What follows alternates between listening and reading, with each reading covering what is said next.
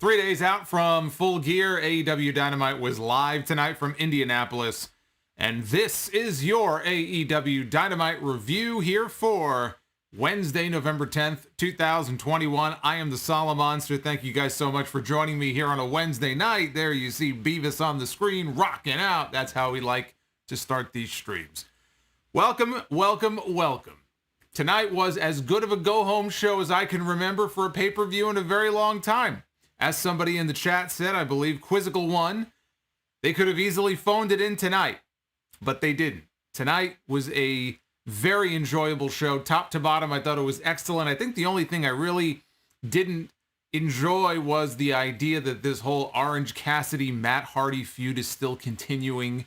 I don't quite know why this thing is still ongoing, but aside from that, this is a very strong episode of Dynamite. Dax Harwood and Pac went out there and had a one-on-one match, and Dax is not known for being a singles wrestler, but the two of them went out and had the best match of the night. I thought the contract signing to end the show, making the World Championship match official between Kenny Omega and Hangman Page, was exactly what it needed to be, and I don't see how anybody can watch that final segment tonight and think that it is not the right time for Hangman Page to win the title, unless your name is Bully Ray. Apparently, if your name is Bully Ray, from what I'm reading and what I'm seeing, it's not the right time for Hangman Page to win the world title. But thankfully, I'm not Bully Ray. Hit that thumbs up. If you are not already subscribed to the channel, please go ahead and do so. Hit that sub button. Super chats are open. As you can tell, some of them are already popping up. I will be reading all of your super chats a little bit later on here in the stream. And I want to show some love to our friends at WrestleRumble.com. WrestleRumble.com is hosting its Full Gear Pick'em. First place winner can walk away with $1,000 cash. Go to WrestleRumble.com. You can buy your entry. You answer a series of prop questions about the pay-per-view, things that you think are going to happen. All kinds of questions. You can buy your entry right now. And again, first place winner walks away with $1,000. Second place, $100. And third place, $100 as well. Always fun stuff going on at Wrestle Rumble. So they opened the show tonight hot. And this was actually my second favorite match of the night. The American Dragon, Bryan Danielson, who is wrestling Miro on Saturday in the finals of the World Title Eliminator. Bryan Danielson, who has been on a tear in AEW so far. He has, I believe, after tonight, 8-0-1 record.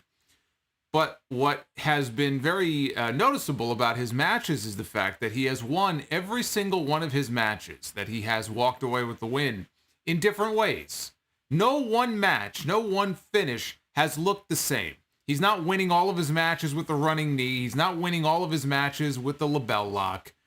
He beat Nick Jackson with the cattle mutilation.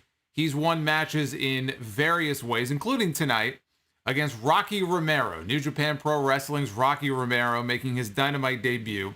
He did wrestle once before earlier this year in May on Elevation, but tonight was the first time we got to see Rocky here on the main show. And before the show, and this put a smile on my face before Dynamite even went on the air. I saw Tony Khan tweet about this earlier on. There was a segment that they shot backstage. Rocky Romero is in the back with best friends. He's in the back with Orange Cassidy, Chris Statlander, Chuck is there, Chuck E.T., and Rocky is with them, and Wheeler Yuta was there as well. And he announces that his very best friend in the whole wide world, which is a shoot, two of them are very good friends, Kazuchika Okada, one of the very best in the world today. Okada has invited the members of Best Friends to become members of the Chaos faction, of which Rocky is a part of. Rocky Romero is part of Chaos in New Japan. And no greater authority than Okada himself has extended the invitation for Best Friends and Orange Cassidy to become members of the Chaos faction. That means that Orange Cassidy and Toru Yano are now part of the same group. I'm trying to wrap my head around this. It just blows my mind that Orange Cassidy and Yano are now part of the same group.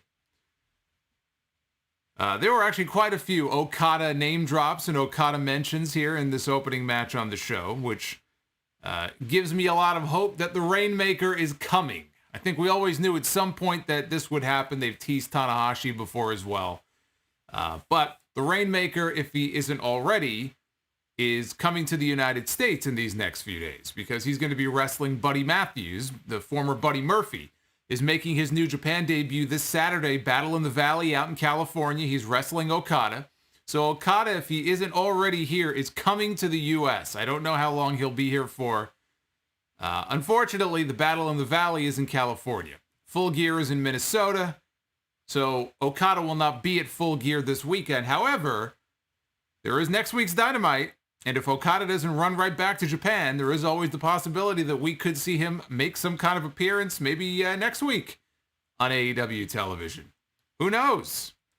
Whether it happens this week or next week or at some point down the road, I think we can expect a Rainmaker appearance at some point.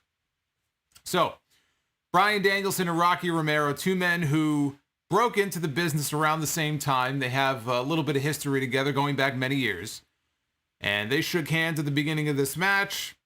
A lot of technical back and forth, really, chain wrestling and counters and kind of feeling each other out here at the beginning of this match. Danielson ends up out on the floor. And he confronts Orange Cassidy, who is taunting him by putting his hands in his pockets. And as he's doing this, Rocky Romero's in the ring. He sees what's going on. He uses this distraction as an opportunity to hit the ropes and come off with a suicide dive. And he nails Danielson with the, say the way Excalibur does, the tope suicida. Takes out Bryan Danielson. So they get back in the ring, and Danielson ends up coming back with a series of yes kicks. And he locks on, appropriately, the Romero special. Locks it on Rocky Romero. Transitions it into a Dragon Sleeper. Romero fights out of it, goes for the double wrist lock. Danielson gets sent out to the floor yet again. Romero hit a jumping Hurricane Rana. He leaps off the ring steps. He gets a running start. And he leaps off the ring steps and he hits this diving Hurricane Rana on the floor. Back in the ring, Rocky hits a running sliced bread for a near fall. So they fight up top. And we got a mosquito flying around here. He loved this show too. He couldn't get enough of this show. As I'm watching the final minutes of the Dynamite episode tonight, this fucking guy was sitting right next to me. I thought I got him, and he flew away somewhere. So if I could kill him here at some point during this live stream here, if I could kill this thing, this would be my greatest accomplishment here of the night. He's bitten me 4 times. I woke up with 4 bites earlier. So this thing is due to die here at some point. But anyway, so they fight up top, and Danielson goes for a back superplex, but Romero turns it into a crossbody on the way down. So that's the old Shawn Michaels Bulldog finish from Saturday night's main event. That's how Bulldog won, or rather Shawn Michaels won his first Intercontinental title. So he puts an armbar on Danielson, but Danielson reverses it with a power bomb. Danielson grabs the arms. He starts laying in the stomps, those vicious stomps to the face, before finally applying Conan's old Tequila Sunrise submission, or some variation of it, but they acknowledge it as the Tequila Sunrise, and Rocky Romero quickly taps out. Bryan Danielson racks up another win, and so his streak of winning matches in various ways continues here. He wins here with the Tequila Sunrise. Rocky Romero, I thought, was a great opponent for him. I thought he looked great. Why wouldn't he? Veteran guy. He knows what he's doing when he's in the ring. And I'm very excited because I will have the opportunity to call my first Rocky Romero match this Friday night for House of Glory. So very much looking forward to that. So I enjoyed this opening segment. I thought it was great. I'm still digging what they've been doing with Danielson since he has made his debut. Long may it continue. I think his match with Miro on Saturday is also going to be quite good. I was looking forward to seeing Danielson one-on-one against Moxley, but Danielson and Miro, I think, is also going to be a very good match. And they actually had a video package later in the show. Very well done, actually, throughout the entire show. It wasn't just the good matches and the contract signing. They had a series of pre-tapes, of vignettes, hyping up Danielson and Miro, hyping up Darby and MJF, hyping up Omega and Hangman. All of the key matches on that show. Very well done. And the Miro vignette was also very well done. Talking about his God and whatnot. You know, Lana has gotten so much play on AEW television without making a single appearance. All of the references over these many months when Miro talks about his hot wife, wanting to go home to his wife. We never see his wife. His wife is not under contract yet. She's not on the AEW roster, but Lana is getting more airtime, I feel like, on AEW without making a single appearance than she ever did in WWE. Tony Schiavone was in the ring to interview the Inner Circle. Chris Jericho, Sammy Guevara, Jake Hager, Santana, and Ortiz about their Minneapolis street fight coming up this Saturday night at Full Gear. Mike, would you get away from... I'm gonna give this guy a name. I give everybody a nickname on the show. I'm gonna give this thing a nickname. He keeps flying around my fucking head here. It's November. We shouldn't have mosquitoes in November. But here in New York, it was 70 degrees yesterday. So we are experiencing, I guess, something of a heat wave. So it has brought out the mosquitoes again. It's been very mild outside. So the Inner Circle is introduced, and as they're about to make their way down the ramp to come to the ring, they get attacked. They get jumped from behind by American Top Team and Dan Lambert and Ethan Page and Scorpio Sky. And they lay out the baby faces, and Junior Dos Santos gives Sammy Guevara, the TNT champion, a nice shot to the gut, takes him down. They're beating on Jericho with a kendo stick, and Lambert gets into the ring. And Dan Lambert gets in the ring, and he climbs up on the middle rope on the inside. And Ethan Page and Scorpio Sky, they kind of lift up Jericho, and they give him to Dan Lambert after a table has been set up in the ring. And they hand Jericho off to Lambert, and from the middle rope, Dan Lambert, it wasn't the prettiest power bomb, but he gave Jericho a power bomb from the middle rope down through a table in the ring. And Scorpio Sky got on the mic, and he said that was just a little taste of what Jericho and the Inner Circle were going to get on Saturday. Ethan Page said not only are they going to win the street fight coming up on Saturday, but they're going to make sure that Dan Lambert is the one who pins Chris Jericho. And he said that was Saturday. Tonight, though, they would make sure that Lambert makes Jericho tap out in the walls of Jericho, and Dan Lambert applied the hold. And Scorpio Sky grabbed Jericho's hand, and he starts doing the tap out motion, so he's tapping Jericho out for him. And I love it because as Lambert has this move applied, they put the microphone right in his face. And he says, the move is called a Boston Crab. And he's giving us a history lesson. He goes, it's called a Boston Crab. And it goes back to Championship Wrestling, or Florida Championship Wrestling in 1975. And the real Rocky Johnson used to use the move. And finally, he lets go of the hold. So Lambert, as always, was a heat magnet, as he has been every week in these segments. The people do not like this man. He is the most despised man outside of MJF on this entire show. No matter what city they're in, no matter what building they're in, the man is just like molten lava, the heat that this guy gets. And I fully expect him to be the one to take the losing fall, which is why I assume he's even in this match to begin with. I think he'll take the losing fall on Saturday, and he'll get his comeuppance. I thought it was a good angle, get some heat on the heels going into the pay-per-view where I expect the baby faces to go over. And by the way, I didn't mention this at the beginning, but I will go through predictions for Full Gear at the end here. I did them the other day. We've had a couple of matches added to the pay-per-view since then. Have any of my predictions changed since the weekend? We'll wait and see. We'll do the predictions at the very end for the pay-per-view. So we had a trios match. A ladies trios match with Britt Baker, the women's champion, along with Rebel Jamie Hayter, taking on Ty Conti, Anna Jay, and Thunder Rosa. Can't roll my R's. That's about as good as it gets. Thunder Rosa. Can't do it any better than that. Thunder Rosa, by the way, tweeted the other day that she has been dropping in on the live chats here on the channel. You never know. Thunder Rosa could be lurking right now. She could be backstage at the arena on her phone, hanging out with you guys, lurking in the chat. So be nice. Be on your best behavior in case Thunder Rosa pops in.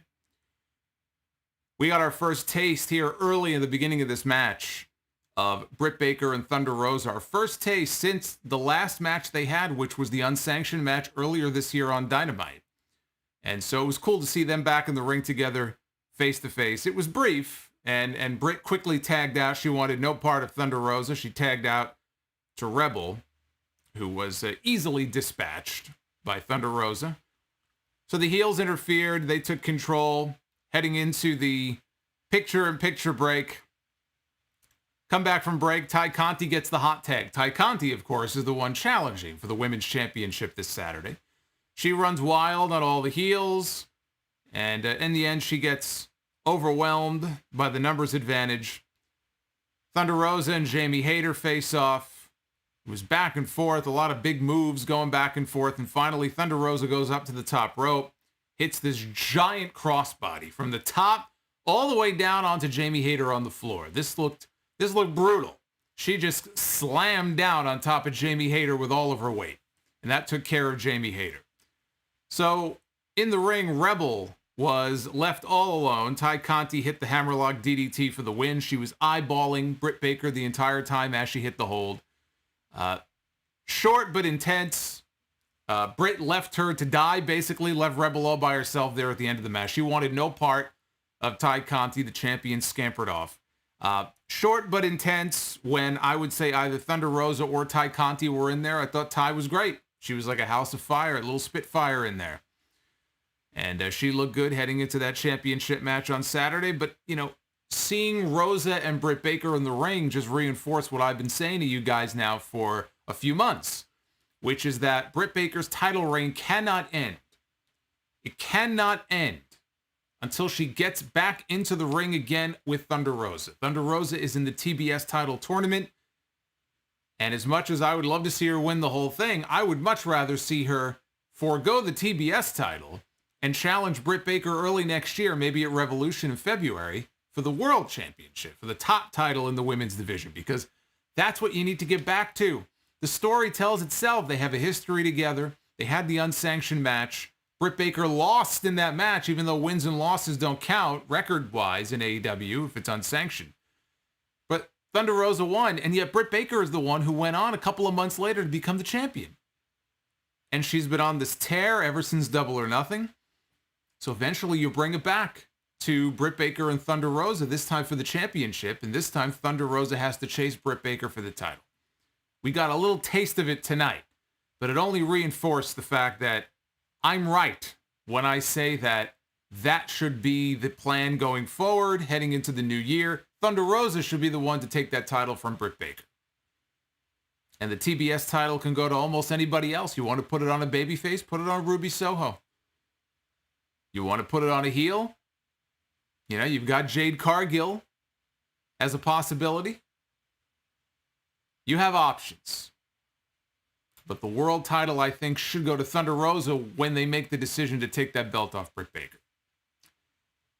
We have Jungle Boy one-on-one with Anthony Bowens of the Acclaimed.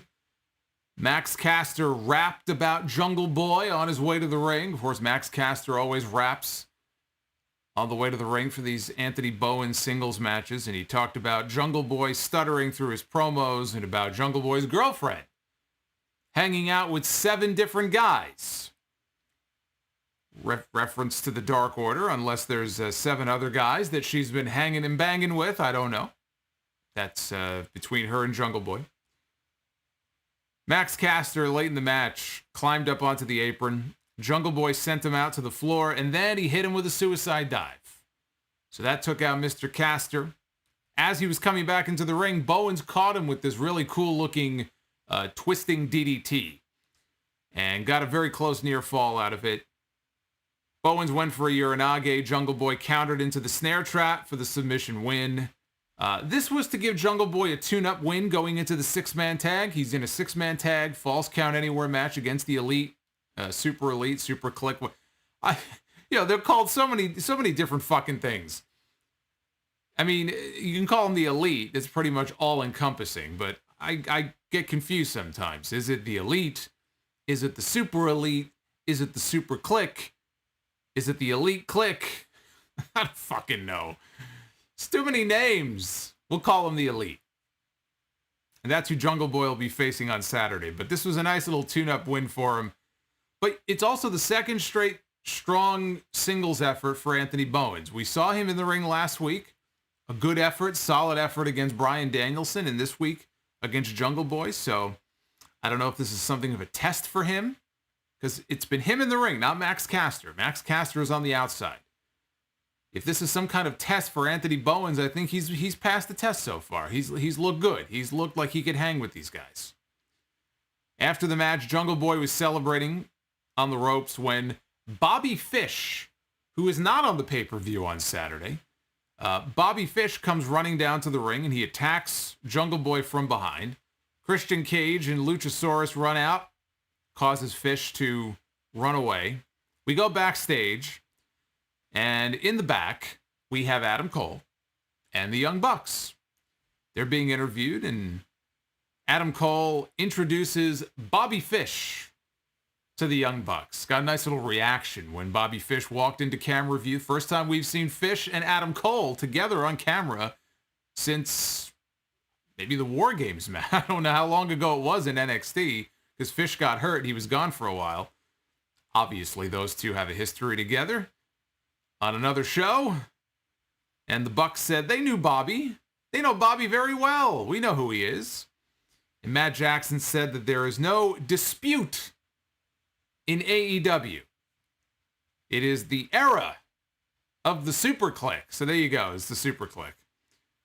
And Adam Cole suggested that Bobby Fish get in the ring with Jungle Boy on Rampage this Friday, one-on-one, which has since been made official. And he asked him to leave a little bit so that he and the Bucks could finish the job at the pay-per-view. A very interesting turn of events with this Adam Cole, Bobby Fish on-camera stuff tonight. Kyle O'Reilly, whose contract is said to be expiring in December. Kyle and Johnny Gargano both have deals that are coming up for expiration within the next 3 or 4 weeks. Kyle O'Reilly has got to be coming in. I mean, not that anything would be official, because that would be illegal. But I watch this and I just think Kyle O'Reilly would be a fool to stay where he is. Kyle O'Reilly has been paired off now for weeks with Von Wagner on NXT. The most unnatural tag team that I have seen in a very long time. These two have no chemistry whatsoever. It's like they were set up on a blind date or an arranged marriage. And they're trying to make the best of it, but clearly this just ain't going to work. Kyle is so out of place on that new NXT 2.0 show. And the fact that all of his friends, I mean, Roderick Strong is the Cruiserweight champion. I mean, he's doing something on his own now. And I don't know what Roddy's deal is. I believe Roddy is going to be there for a while. So Roderick Strong is not going to factor into any of this. But Kyle O'Reilly is probably going to be free very soon. And even before tonight, I've been saying on the podcast, Bobby Fish being in AEW, coming out to the old Red Dragon music. Bobby Fish is a very capable wrestler, but I don't really see much of a future on the AEW roster as a single for Bobby Fish. He's good, but there's nothing about him that's exceptional. They have a lot of people on the AEW roster that I would push before I would ever push Bobby Fish. But Bobby Fish and Kyle O'Reilly back together could do some real damage in that tag team division. They have a very strong tag team division, very active, strong tag division in AEW. Red Dragon would fit perfectly. Red Dragon against FTR. Red Dragon against the Lucha Bros. Red Dragon against the Bucks. Red Dragon against anybody. So I watched this segment tonight and I'm thinking, Kyle, come on, Kyle. Do you want Von Wagner or do you want Adam Cole and Bobby Fish and to put the family back together? I think the choice is simple. So if I'm Kyle O'Reilly, I know what I'm doing. Because clearly there's no future for me on NXT, NXT Rainbow as I call it. It's a fucking circus on that show.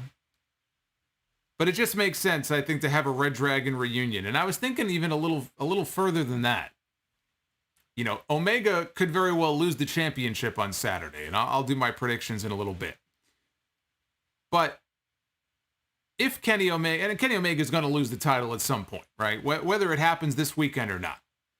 When Kenny Omega loses the AEW World title, you know, I look into my crystal ball at what Omega does next. Where does he go next?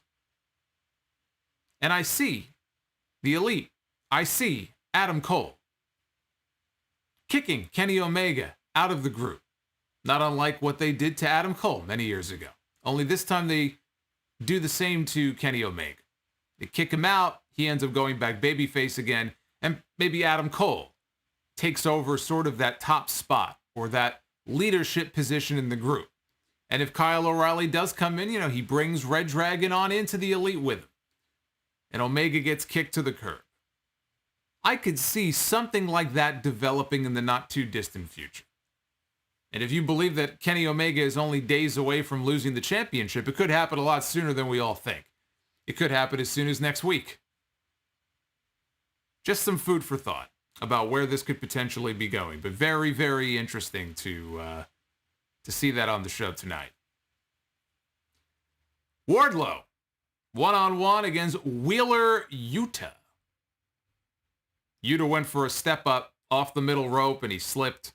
Wardlow took control. He powerbombed Yuta, delivered 3 more power bombs. Each time the crowd was more and more into Wardlow. They didn't give a shit about Wheeler Yuta. They just wanted to see this guy powerbomb poor Wheeler into oblivion here. The crowd reaction was increasing with each powerbomb as he tried to kill this man. And finally, Wardlow put Yuta on the ropes. He hit him with his Casualty of War knee strike for the win. So a dominant win for Wardlow. The crowd reacted big to him.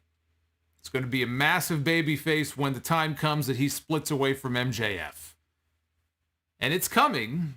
God knows they've been teasing it for a long time now. It's coming. When it happens, Wardlow, if they put all their eggs in the Wardlow basket, he could get over and become a major player on the babyface side in AEW. And he would be one of their homegrown guys. You know, they got him off the independents. He was not a big name anywhere else before he came to AEW. They could claim him. He could be one of those guys they kind of build from the ground up and really develop into a major star. The guy could talk. You know, when he's in the ring, he can work. He's perfectly fine as a worker, but he's got something about him. And, you know, because of his size and the way he could throw some of these smaller guys around, like he did with Yuta tonight, he could be a major player for AEW if they play their cards right. After the match, Isaiah Cassidy and the Blade from the Hardy family office, they ran in to attack Orange Cassidy, who was checking on Wheeler Yuta. Of course, Wheeler Yuta is one of his buddies, you know, so he's got to check on him. Matt Hardy had been sitting in the front row. We saw him in the front row actually during the opening match. So Matt Hardy gets into the ring and he's got a chair. And he hits Ron Cassidy. He hits Orange Cassidy. I got my Cassidys mixed up. He hits Orange Cassidy in the gut with the chair, wraps the chair around his neck, and proceeds to hit a chair-assisted twist of fate to leave Orange Cassidy laying. I said at the beginning of the stream, it's the one thing about the show that I watched and I groaned. I said, why is this feud still going on? Why are we still watching Matt Hardy and Orange Cassidy? I'm over this. The only thing I really didn't like on this show was the fact that this feud is still continuing. So coming out of the break, we go to the back, and we see in the parking lot area, CM Punk is being held back by Dustin Rhodes, and Sanjay Dutt was there. They had agents, they had wrestlers, they had referees holding back Punk. And a little further down, they had referees and agents and people holding back Eddie Kingston. These two wanted to get at each other in the worst way. They were being separated and held back. And as they're kind of taking Eddie away, Eddie had this burst of energy, I guess. and he tried to kind of circumvent everybody and run towards Punk. And he got stopped, but it looked like he was trying to run for the first down, and he almost made it. Eddie Kingston was trying to get that first down. He should have just slid, but they stopped him. So Punk and Kingston never touched, which I like. I wouldn't have had them touch. We already had the pull apart last week on Rampage. Keep them apart. Now, maybe on Friday night they end up, having some kind of brawl, but I like the fact that they kept them apart. Keep people wanting to see it at the pay-per-view. But it was just funny to me seeing Eddie Kingston do that angry run as he was trying to make one last mad dash towards CM Punk. He didn't quite make it. And on the subject of Eddie Kingston, and yes, by the way, S Fort in the chat, thank you, sir. Please hit that like button if you have not already done so. I forgot to mention that. But if you did not see this, you need to go out of your way to find this article. It's a story, a blog, that Eddie Kingston wrote in his own word. I don't know if he dictated it to somebody and they wrote it. It reads like something that he would have just written himself. Stream of consciousness. It sounds like Eddie Kingston. Eddie Kingston wrote a piece on a website called The Players Tribune. And the title of the story is Eddie Kingston Got No Business Fucking Being Here. And it talks about his upbringing and becoming a wrestling fan and all of the trials and tribulations and being broke and leaving wrestling to go do other things and being drawn back into it and depression and being in a dark place and mental illness and all this stuff to the modern day where he's finally made a name for himself in AEW on television in a national promotion, something he never thought that he would do. If you are going through any kind of shit in your life, whether it's mental illness, whether you're addicted to something, or you're just depressed or in a really dark place, this is a great piece. You need to read this story. It's raw, it's real. He lays it all on the line there. He really lets you in on who the man really is. Not just Eddie Kingston, the wrestler we see on TV, but the man and the person behind the Eddie Kingston that we see on TV. It's a great, great piece. So just a little public service announcement. For those who may have missed it, I read it yesterday. It was just a fantastic piece. Again, it's on the Players Tribune is the name of the website. Dante Martin and Lio Rush against Matt Sydal and Lee Moriarty. Lio Rush tweeted earlier, he said, just got some rough news that my grandmother has sadly passed from a heart attack. We talked about how she looked forward to seeing me wrestle on TV again. Tomorrow I'll be making my AEW debut without my grandmother, but I know she will still be watching. This is for you. And he tweeted that out yesterday. And I can say, having watched this match here, that he did her proud. He had a hell of an effort here in this tag team match tonight. And to think, you watch Lio Rush in this match and what he can do in the ring, and WWE's great idea for him on the main roster was to make him a manager. Not that he couldn't excel in the role or that he didn't do a good job, but that was their grand idea for him to be a manager. You put Lio Rush in the ring and let him do what he does best, and Lio Rush is a lot of fun to watch. Imagine Lio Rush in the ring one-on-one against Ricochet. I wouldn't even attempt to take notes. I would just sit back and enjoy it for what it is. Dante Martin and Lee Moriarty, they had a nice sequence at the beginning of this.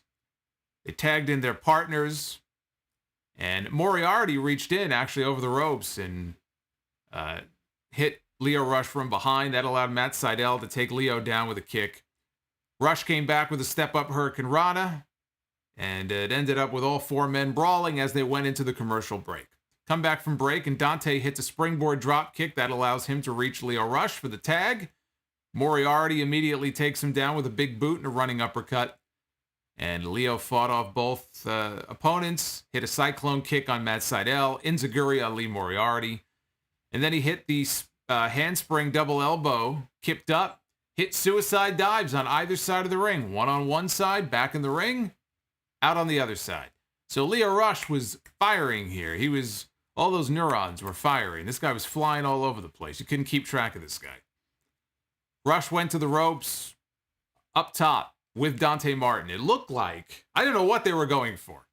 I don't think they were going for anything because they ended up not following through on the spot. But you got to picture Dante Martin is up on the top rope.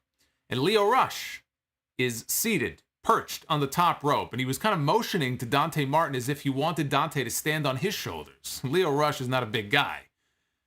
Neither is Dante Martin, although he's taller.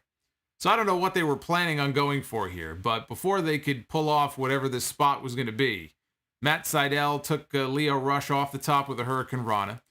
Lee Moriarty jumped up on the top rope and he gave an overhead throw to Dante Martin. He tossed him all the way from the top rope down onto the mat for a near fall. So Dante came back with his double jump moonsault onto Moriarty at the end and ended up picking the win up for his team.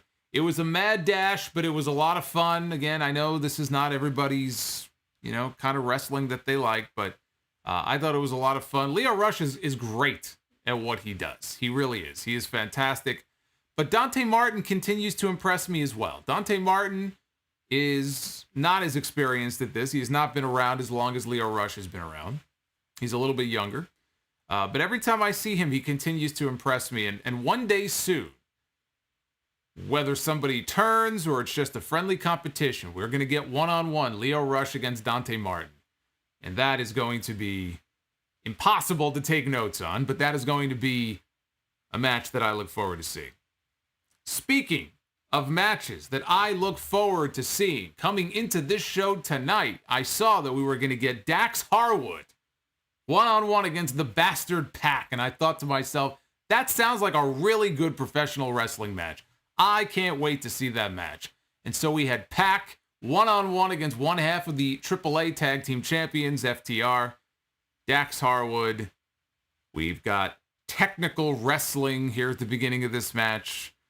They are trading forearms in the middle of the ring, and Pack hits a snap German, sends Dax out to the floor, lands a Fosbury flop right before the commercial break. Dax looked like he was bleeding from the chest. Not a lot, but you could see blood. Apparently it was from chops that Pack gave him earlier in the match. Because at first I couldn't tell where the blood was from, but then he mentioned it was from the chops. They come back from break, and Pack hits an avalanche brainbuster all the way down. I'm not sure who got the worst of that exchange, but that looked brutal. Pack hits a top rope shotgun drop kick to Dax from behind, right between the shoulder blades, and down goes Dax. He just face first flop down on the mat. But he lands right near the corner of the ring, right in perfect position for Pack to head up top to go for the Black Arrow. But before Pack could even finish climbing up to the ropes, Dax Harwood, with presence of mind, he rolls out of the way. And Pack drops down. He ends up hitting Harwood with some more offensive moves eventually, though. He dodges a charge in the corner, and Harwood hits a brainbuster of his own for a near fall. Pack comes back with a super kick, goes up top for the Black Arrow, but Harwood recovers, cuts him off. Harwood goes up top, hits a giant back suplex. We've got the crowd chanting, "This is awesome." The crowd is digging this. They're into this, as am I. Harwood performs a slingshot, sit-out powerbomb, great near fall. That was a great spot. So he's throwing punches at Pack. And Pack takes him over with a backslide for a near fall. Immediately transitions into the brutalizer, the instant submission. Right away, he doesn't waste any time. Dax Harwood immediately taps out.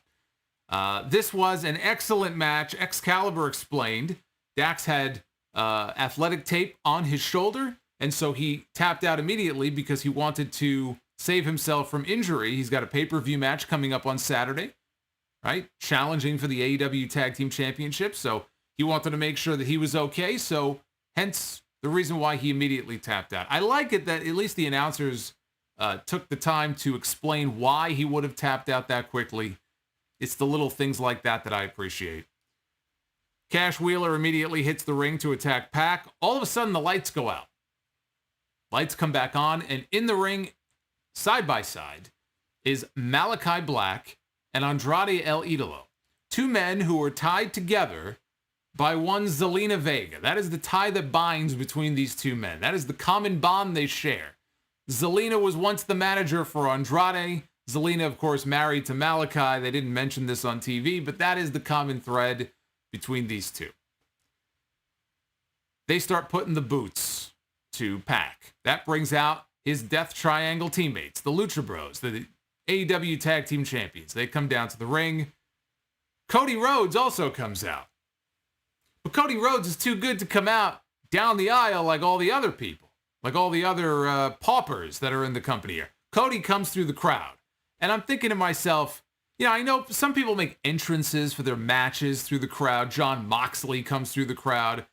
What purpose would it serve for Cody Rhodes when he's trying to make it to the ring as quickly as possible for the save?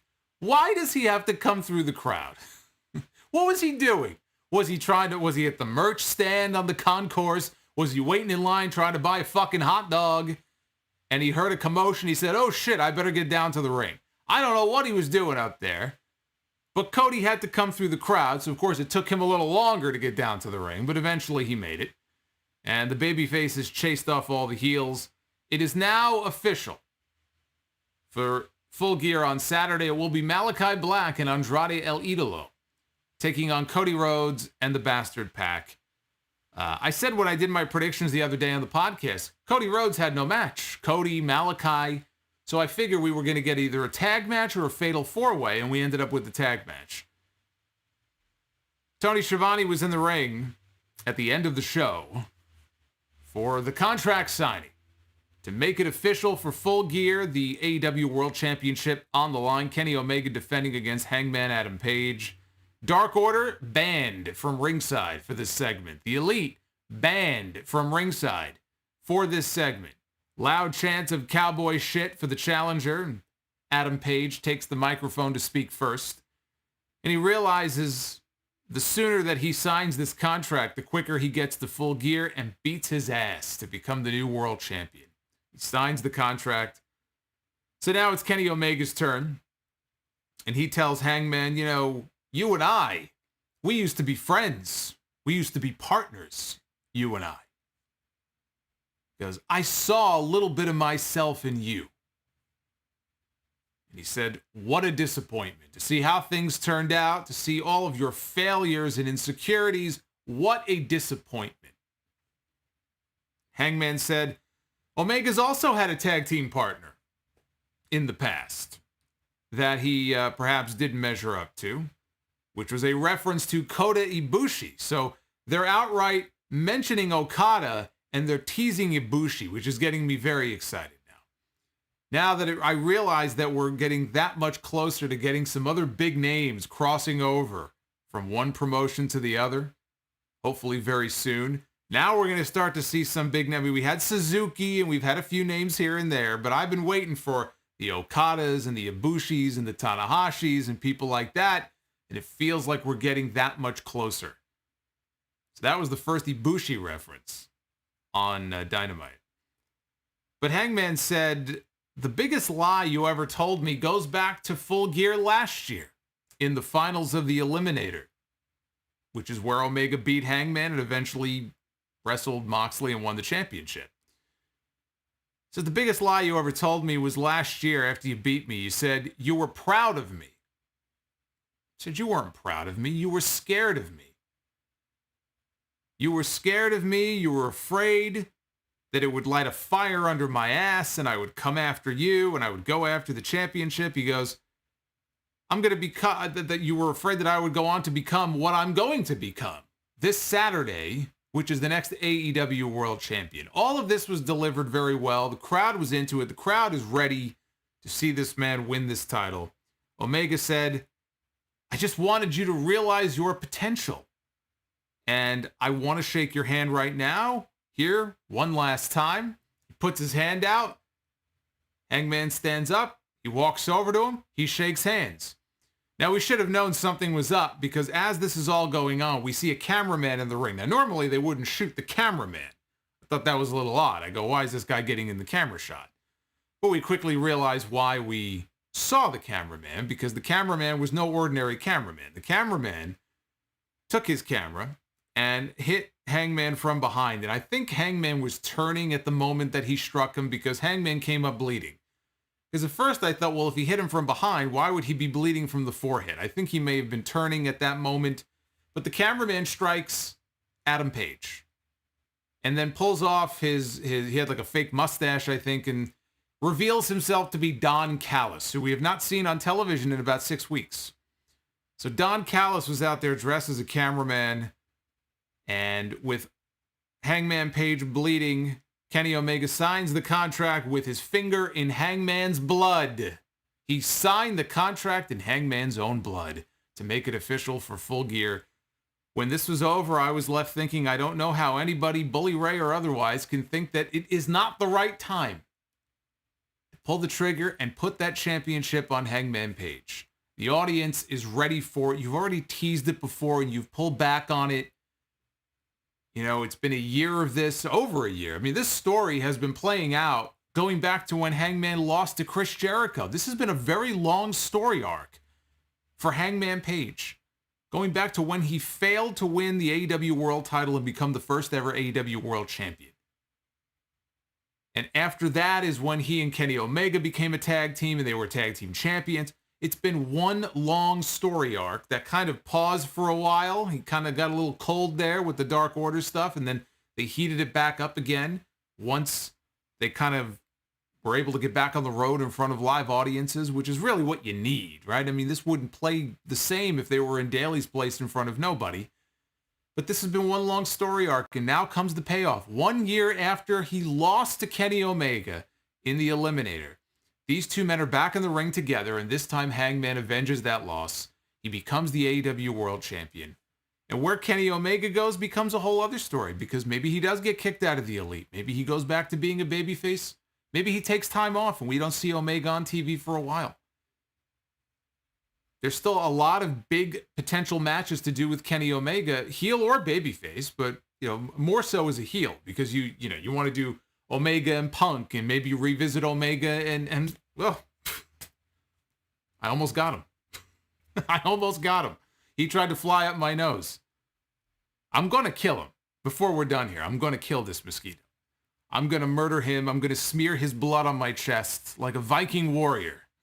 I'm going to take this shirt off and wipe the blood, smear it across my chest. Anyway. So, with all that being said, you know my position on who I think should be going over in the main event on Saturday.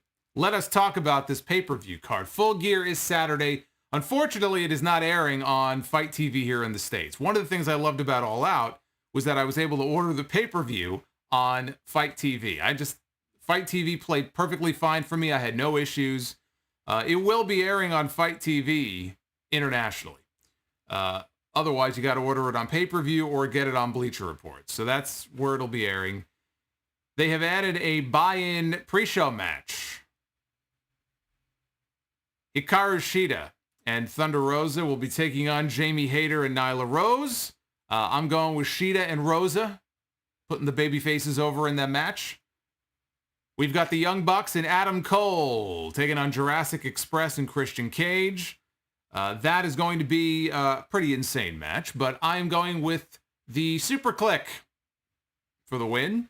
CM Punk and Eddie Kingston, very much looking forward to that. Eddie Kingston is due for a big win. That big win will not come on Saturday, nor should it. CM Punk is not yet at the point where he should be losing, and when he does lose, I don't think it should be here to Eddie Kingston. So I think it's going to be a great brawl between these two guys. I'm not expecting a technical clinic or anything like that.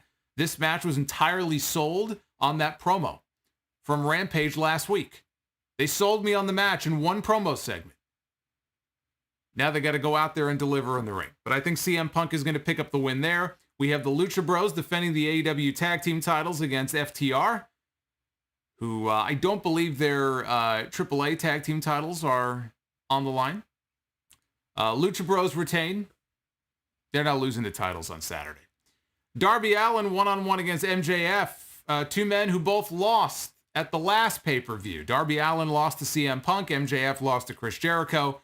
This is one of the more difficult matches, I think, to predict here on this show because it could go either way. I could see either of these guys winning. If it's me, I put MJF over because I think MJF is going to soon be in line for a shot at the AEW World title. And so you want to continue to build him up for that. I'm going with MJF to get the win here in this match. We've got Dr. Britt Baker, DMD, defending her AEW Women's title against Ty Conti. Ty Conti has improved tremendously from her NXT days, and I think she will make a worthy challenger this weekend, but she will not be a Women's World Champion just yet. Britt Baker will retain her title. Pac and Cody Rhodes against Malachi Black and Andrade El Idolo. Cody got the win in that third match against Malachi. Good for him. Seal clap there for Cody Rhodes. He's not winning on Saturday, or at least I don't think he should. If it's me, I give the win to the heels. I think Malachi and Andrade are going to go over. They're my pick to win. We've got a Minneapolis street fight, the Inner Circle against the Men of the Year, and American Top Team with Dan Lambert, who is in the match. I think Inner Circle picks up the win. I think it's Dan Lambert who gets embarrassed and takes the losing fall for his team. Seems to make sense after the way things ended with these guys tonight. Bryan Danielson one-on-one against Miro in the finals of the world title eliminator.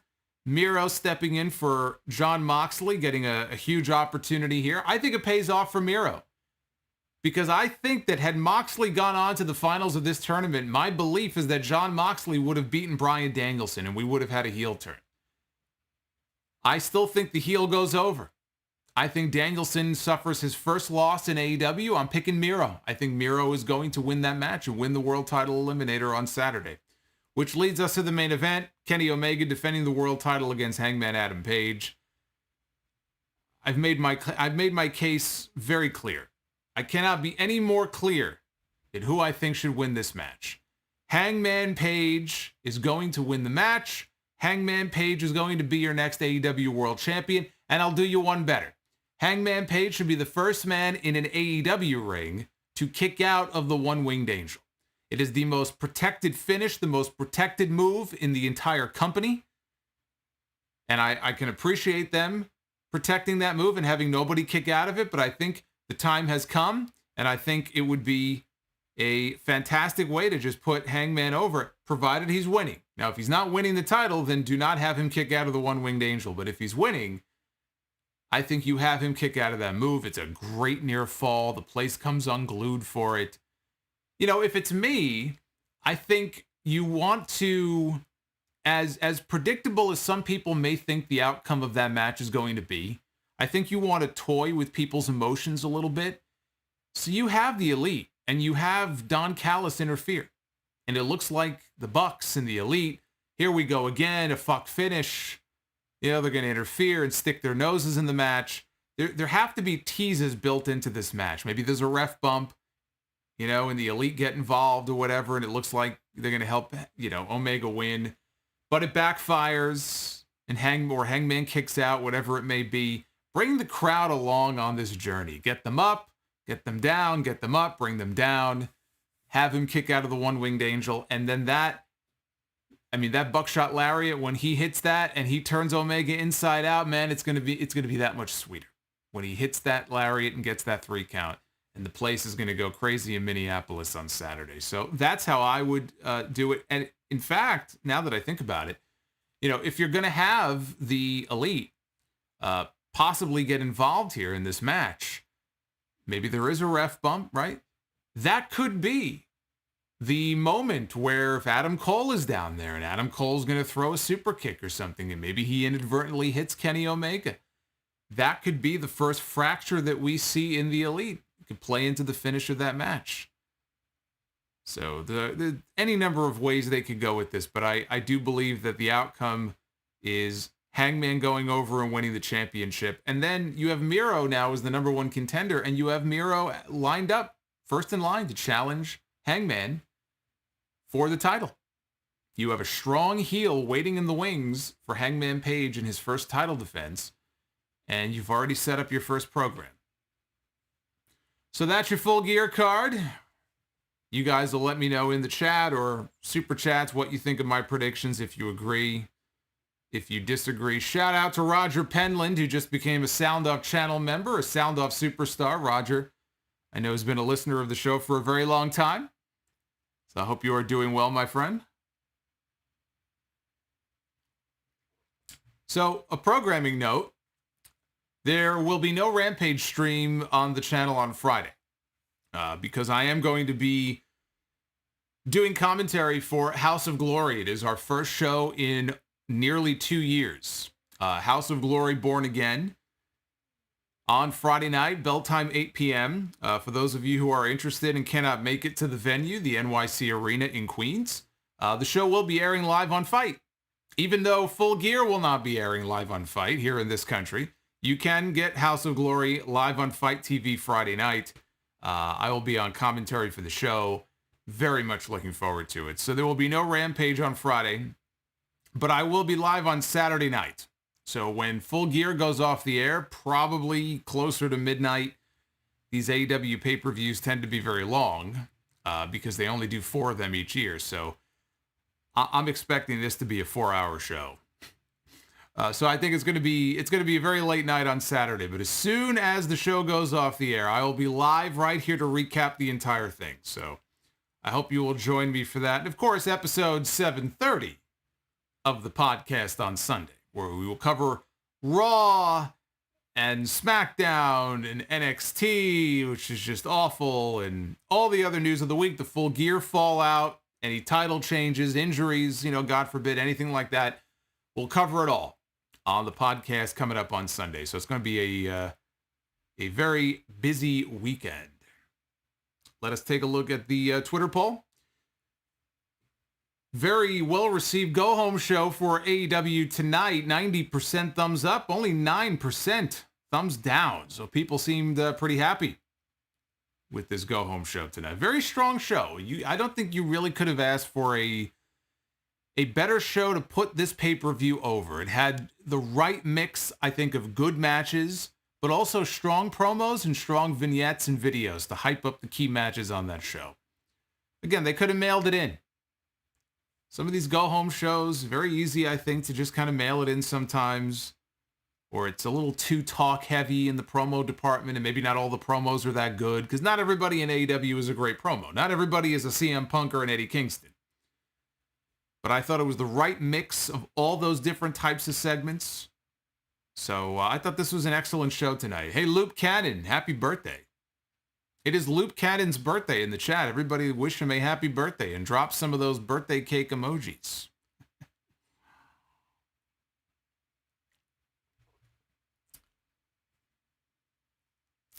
Born Sinner says AEW got criticized for lack of wrestling on go-home shows. They delivered tonight. Well, they definitely delivered on the wrestling front tonight, that's for sure. That 9% thumbs down is for Orange Cassidy against Matt Hardy. Maybe. You might be right. All right, let me take a look at your messages here. If you got predictions for the pay-per-view, by the way, send them on in. I want to hear what you think is going to go down at Full Gear. I'm not the only one around here, who can give predictions. I'm sure you guys have some ideas as well. We'll hang out here for a little bit.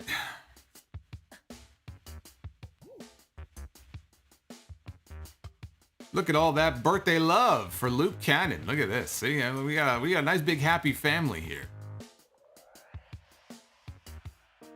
You never know. If she's lurking, you might even get Thunder Rosa to wish you a happy birthday. I told you, she lurks around here sometimes. Ryan Spies, thank you for the $4.99. When Okada eventually shows up in AEW, he should win all of his matches with the money clip. No, he should not. I don't ever want to see him use the money clip again.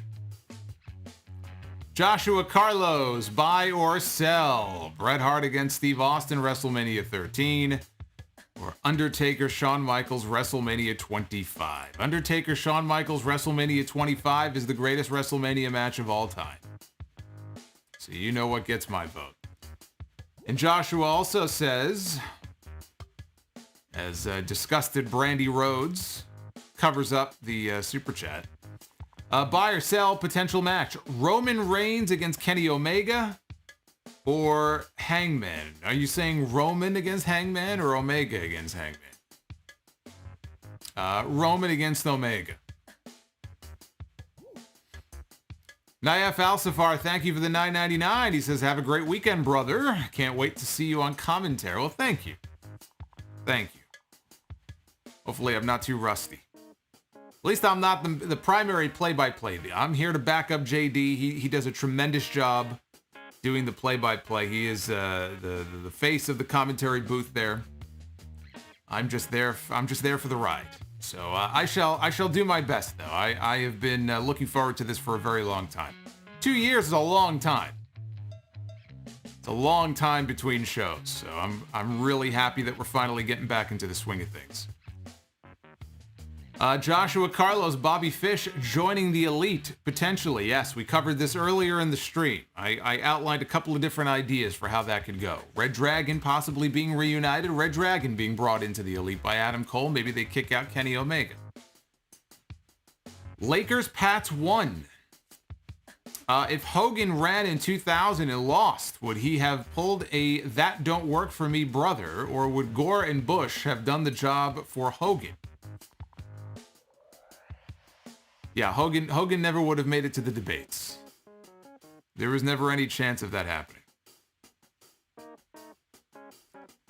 Bulu Fatulu Solomonster, I asked Kian Kamura, how good was Solomonster? Actually, he said the best. I don't know who you're referring to, but I appreciate it. I think that was a compliment. I'm not entirely sure, Bulu. Joshua, Hangman probably the most over face in wrestling right now. It's a fair statement. Quintus Brown, very good go-home show tonight. Full Gear is definitely ending past midnight on Saturday. Yeah, I know. I hate these late shows, but... I hate these late... You know what the problem is? Now all these shows are on Saturday. Even WWE. Are doing more Saturday pay-per-views. And I wouldn't mind it if I didn't do the podcast on Sunday. So everybody's talking about how great these Saturday pay-per-views are, and I'm like, fuck. Not for me, they're not. Food Hive, this was a great effing show. Great wrestling, great stories going into the pay-per-view and beyond. Quintus, did you hear Bully Ray's comments on Busted Open about it's not the right time to put the belt on Hangman? Yes, and I would say I respectfully disagree. Chris Quillman, I find it hilarious that Cody Rhodes is booed on Dynamite and Rampage, but is over as fuck on Dark as Fuego 2. Crazy. Jacob Donnelly, what's going on, Jacob? Hangman winning the title will be the best moment in wrestling until Orange Cassidy and Toru Yano win tag team gold. Dry chicken without flavor after that great tag team match featuring Lio Rush and Dante Martin against Lee Moriarty and Matt Sydal. I can see New Japan calling and begging AEW to send some of their talent to Japan for Wrestle Kingdom. Well, I wonder, because Lio Rush was on a New Japan contract, and then he announced his second or third retirement, whichever number it was. But he was going to finish out his New Japan commitments. So I don't know if he's technically still under contract to New Japan. He might still actually be under contract to them. Joseph Brooks, buy or sell on who you think could have had a world title reign if they did not mess things up for themselves, William Regal or Mr. Kennedy? William Regal. I think when Regal was really hot in 2008, it was around 2007, 2008, he was like the general manager, and I mean, he was getting the biggest push of his career. He was king of the ring. He could have been world champion. You could have put the big gold belt on him. You had 2 world titles. You could have put the big gold belt on Regal and given him a run with it. But he fucked it all up. By his own admission, he fucked it all up. Jonathan Rutkowski, who is one of our new channel members, along with Roger tonight, just dropped $1. Actually, he dropped a couple of bucks tonight. So, Jonathan, thank you for the support. Joseph Brooks, buy or sell on which Triple H WrestleMania main event should not have been the main event more than the other. WrestleMania 18 or WrestleMania 25? Oh, that's a good one. That's a very good one. Neither of those matches should have been the main event. Which one would I choose? That's tough. That is tough. You know, I just said a moment ago that Shawn Michaels and The Undertaker had the greatest WrestleMania match I've ever seen. So how do I vote against that? But also, you've got Rock against Hulk Hogan. How do you not fucking main event with The Rock against Hulk Hogan? I have to buy on WrestleMania 18. I think. I don't know. Now I'm torn. I actually think, I don't know if I can choose between them. I did just say that I thought 25 was the greatest match I'd ever seen at WrestleMania, so how could I vote against that? The moral of the story is that Triple H should not have been in the WrestleMania main event. Jonathan, thank you again for the dollar. Joshua, Bryan Danielson against Okada would be phenomenal. Bryan Danielson in the G1 Climax is what I'm waiting for next year. Danielson is going to be in the G1. You watch. You watch. It's one of the reasons I think he left WWE. Orlando Dow. What's going on, Orlando? Now, it'd be funny to find out if Orlando actually lived in Orlando.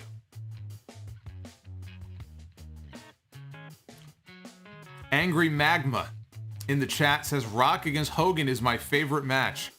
Rock against Hogan at WrestleMania 18 is a 5-star match. You could argue with me and disagree with me all you want to. That's a 5-star wrestling match. Orlando, glad to finally be live on the chat. Hope everybody is staying safe. Solomonster, buy or sell on who had the better first and second half of their career, Daniel Bryan or Shawn Michaels. Daniel Bryan is still, or Bryan Danielson is still writing that chapter. So Shawn Michaels, though. We have to see how Danielson's run plays out from here on out in AEW. It's still very early. He's only been there for a couple of months. But Shawn Michaels, I mean, he had two amazing careers. Dried chicken without flavor. I can see Okada working with AEW and doing tapings for Impact Wrestling before going back to Japan. Okada back in New Japan? Or Okada back in... oh, of course he's going back to New Japan.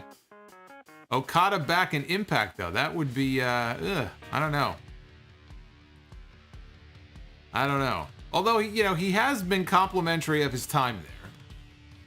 It's suspect how they used him. I understand he wasn't a big star then the way he is now, but I've heard him be complimentary about how much he learned while he was there, even though they didn't use him very well.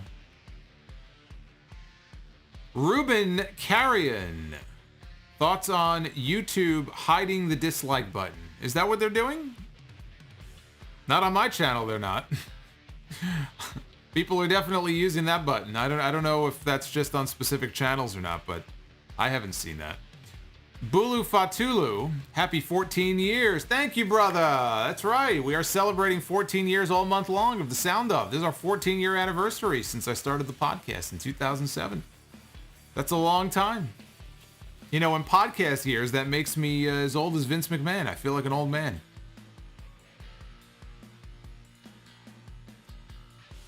Del Fuego, leave tomorrow to go back home. I can't wait to see AEW. Floor seats for Full Gear. Spot me on the telly. Well, how about you bring one of those sound-off signs? Then I'll spot you. Bring like a giant sound-off sign if you're going to be on camera, man. Let's see that logo, man. Tuxedo T Servo. It appears WWE is smearing certain cut wrestlers who may have been more vocal about their creative. What are your thoughts? Not surprised. If that's what's happening, I'm not surprised at all. Muddy the waters a little bit, plant some stories about how difficult certain people were to work with. What does that really mean, though? Right? If you're difficult to work with, does that mean that you've you disagreed with some of their shitty creative and asked questions or raised concerns, does that make you difficult to work with? I find that very suspect. Joshua, a potential MJF versus Hangman program would be money. I agree. Skull Dipper, here's a scenario that Bully Ray said on Busted Open earlier in the week. What would you think of Hangman being screwed out of the title at the pay-per-view, but winning it a few weeks later when AEW is in his home state? I don't see a need to do that. I mean, you could do it. I don't think Hangman is over enough that he doesn't have to win it in his home state. It'll get over just fine if he wins it at the pay-per-view. You know, if they wanted to do it in his home state, they wanted to try to pop a rating by advertising a big world title rematch for TNT, then they could do it. If Bully Ray was a TNT executive, suit and tie, I would expect him to be saying something like that. I don't think you need to hold off on this any longer. I think you give people the payoff that they're looking for. Sometimes you just got to give the people what they want. Fire Panda, if Bray does show up at AEW, who would you like to see him feud with? Oh, I don't know. It depends what kind of character he's playing. I think Bray and Aleister Black, Malachi Black would be fun. Bray is doing exactly what I had predicted he might do, and I said he would be good for. If you missed the story this week, Bray is in Hollywood. He's making a horror movie. Did I not say that? Not that long ago. This is a guy who, playing that Wyatt family cult leader character, not even the Fiend, even the character he played before that. This is a guy that was just tailor-made to have a starring role in a horror film. And I was surprised WWE never put him in one. They put Kane in a horror movie. They've got their own movie studio. Why they never cast Bray or the entire Wyatt family in their own horror film, I'll never know. Because it just seems like it would have been a great fit. Michael Cuomo, buy or sell, Rich Girl or Maneater? Rich Girl. Jonathan, thank you for the additional super chats. Jonathan is all over the place tonight. Love seeing it. GV2186. I'd be all for a Red Dragon reunion in AEW. Tuxedo, yes, that's what I just said. He is filming a horror movie. Domination Warrior, my birthday is tomorrow and 29 years young, and I'm going to the moon. Like Cameron Grimes, he's going to the moon. Nice of Developmental to be getting War Games, unlike Survivor Series, and there is no dispute. Yeah, I'm wondering in that little performance center area where they do all the shows, can they even fit 2 rings? Doesn't seem like it would be a big enough area to get 2 rings in there for a War Games match. I pitched the whole War Games at Survivor Series thing, I think about, I've been doing the podcast 14 years, so it was probably about 10 or 11 years ago when I first pitched this whole idea to bring the War Games concept to Survivor Series, because the elimination matches, I guess, were not really selling the way they used to many years ago. So you have Survivor Series, the War Games would be the new annual, big concept. And with the split crew, you do 5 guys from Raw, 5 guys from SmackDown in a War Games match. And you could have something tangible on the line. And I guess Vince McMahon was never a fan of the War Games concepts. Triple H was. He eventually brought it to NXT. War Games is so much bigger than NXT, though. The fact that it's not being used on the main roster for a major pay-per-view is ludicrous to me. And seeing a War Games match with fucking NXT Rainbow, it doesn't seem right to me.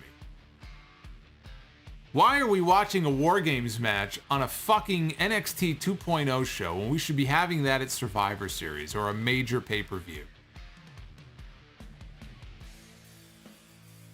Ryan Spies, even with Red Dragon stuff, there's also the possibility of Mount Rushmore with KO, the Bucks and Cole. That really makes the story even more interesting, as there are so many different ways it can go.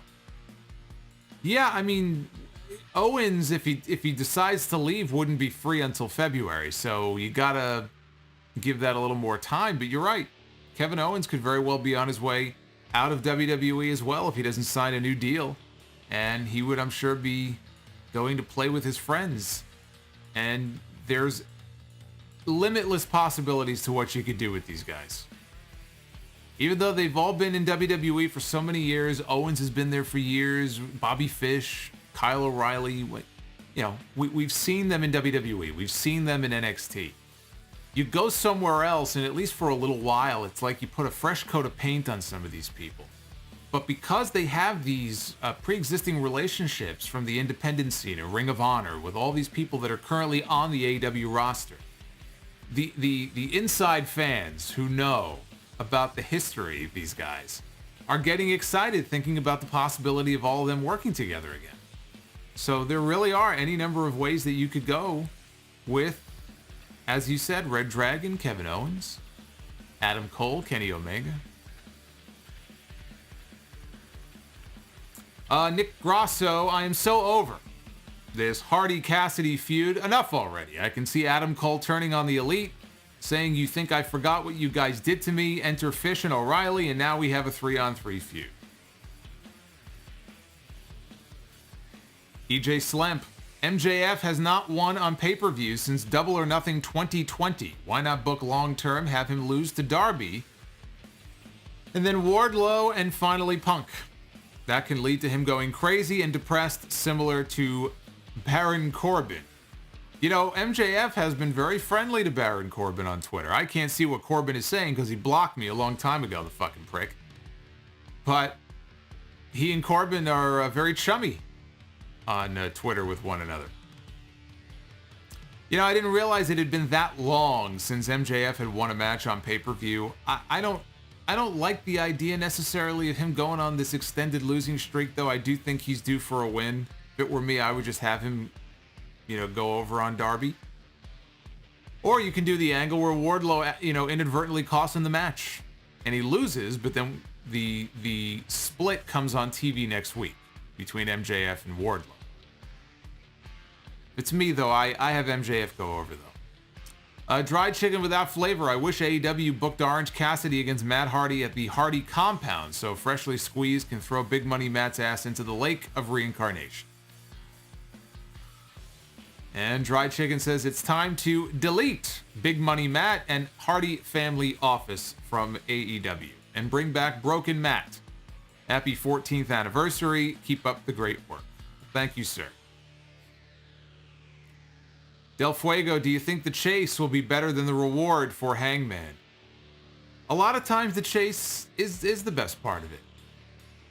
But you can drag the chase out for a little too long, and you don't want to do that either. You got to find that happy medium. You got to just give people the payoff right at the right moment. Is the chase going to be better than Hangman Page World Champion? It could be. It could be. You don't know until you put the title on him, and a lot of it will depend on how strong the opponents are that you have lined up for him. So if you have Miro, if you have MJF, if you have other people, what are the caliber of opponent that you have, you know, lined up to challenge Hangman for the next 6 months for his championship? You know, maybe it's Hangman and Adam Cole. Maybe it's Hangman and Bryan Danielson in a friendly babyface, you know, competition, one-on-one. But could the chase end up being better than what comes after the payoff? Yeah, it's a risk.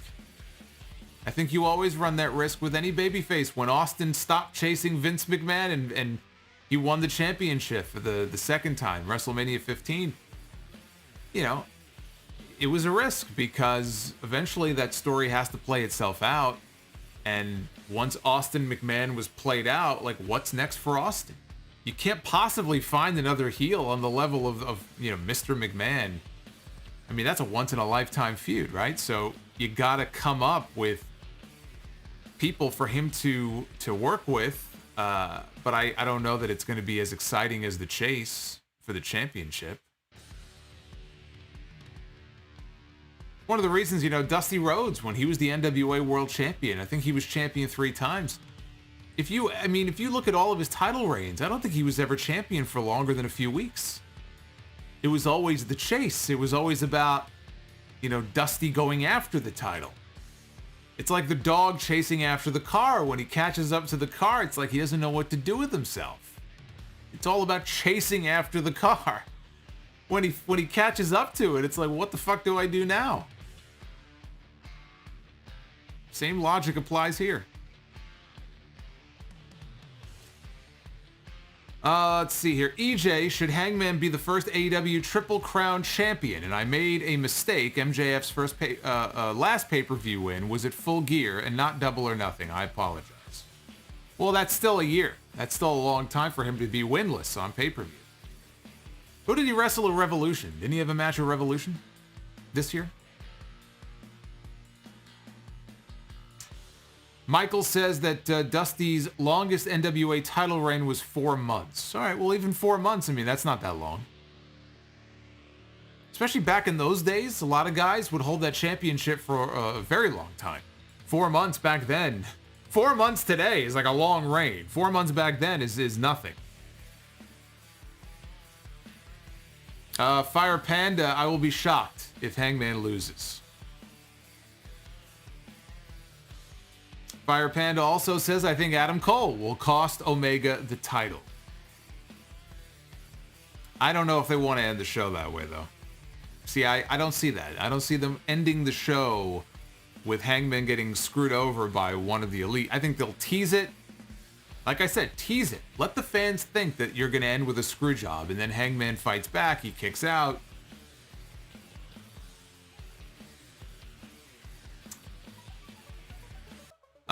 Jared M.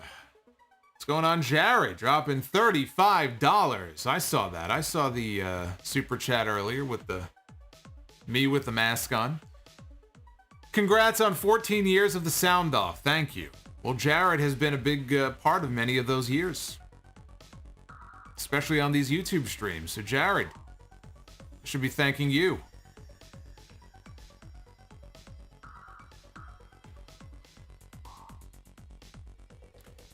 Tuxedo, are you comparing Dusty's short reigns to Bruno Sammartino? Yeah, Bruno Sammartino, 8 years as the World Heavyweight Champion. We will never see anything like that again. And nor do I want to see anything like that again.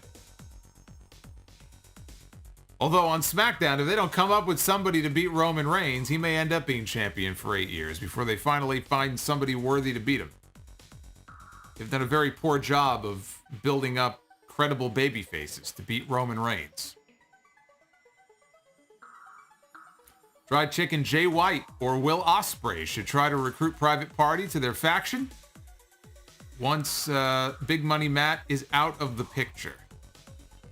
Jay White and Will Ospreay, 2 more names that I would love to see on AEW television. I think we will see them. I think we absolutely will see them, both of them, on AEW.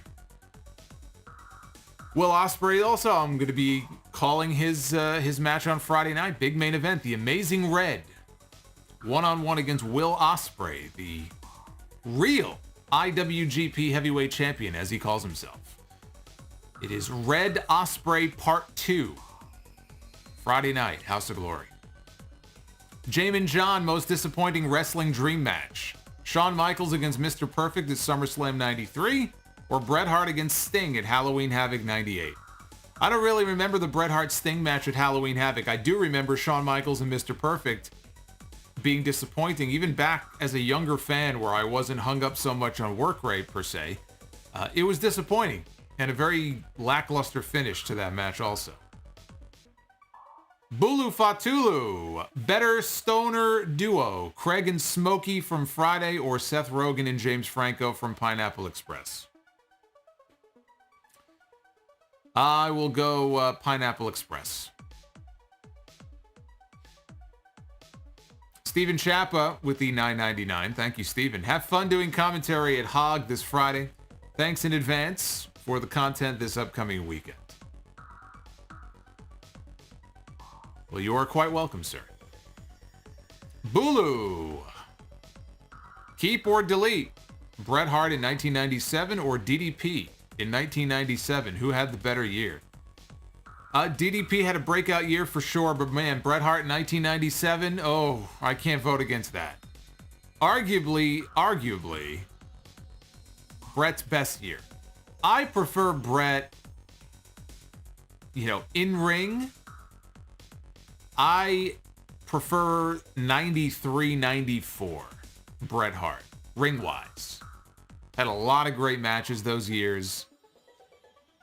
But Bret Hart in 1997, in terms of the story arc of his character, in terms of the Hart Foundation, in terms of that WrestleMania match and the feud with Steve Austin, and the U.S. against Canada, and the Canadian Stampede, and obviously it didn't end well for him in Montreal, but boy, how do you vote against Bret Hart in 97? I mean, come on.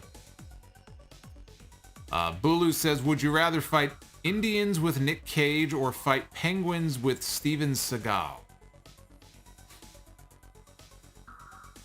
Bulu, I don't know what drugs you are on, but they are very strong. They're very powerful. Very powerful narcotics, and I want you, please, to read the label. Do not take more than you are prescribed. Penguins with Steven Seagal. I don't get the reference there. Did he do a Penguin movie? Was he the Penguin in some fan-made Batman movie that I never saw? I cannot. Although these days Steven Seagal looks like a fucking penguin. He is. He's definitely bigger than he used to be. I don't want to be doing either one of those things. Nick Grasso, what Shawn Michaels dream match would you want to see more? Bryan Danielson or AJ Styles? AJ Styles. Tuxedo T. Servo. Best of luck on Friday. Well, thank you. I don't need no luck. But thank you. Joseph Brooks, buy or sell on which of these dream matches would you rather see more? Undertaker against Sting, double retirement. Gee, I wonder where he got that idea from. It's almost like he was listening to a certain podcast where that very idea was pitched. Or Bret Hart against Kurt Angle, Iron Man match. Oh, man. I don't need to see Bret Hart and Kurt in an Iron Man match. I just take Bret Hart against Kurt Angle one-on-one where I don't know, the finish could come out of nowhere. When you tell people that they're going to go 60 minutes, I think it actually hurts the match. Oh, boy. Bret against Kurt. Bret against Kurt. Even if it's an Iron Man match, I go Bret against, in their prime, Bret against Kurt. Bulu Fatulu. Keep or delete. Drink cocoa with Samuel L. Jackson or Morgan Freeman.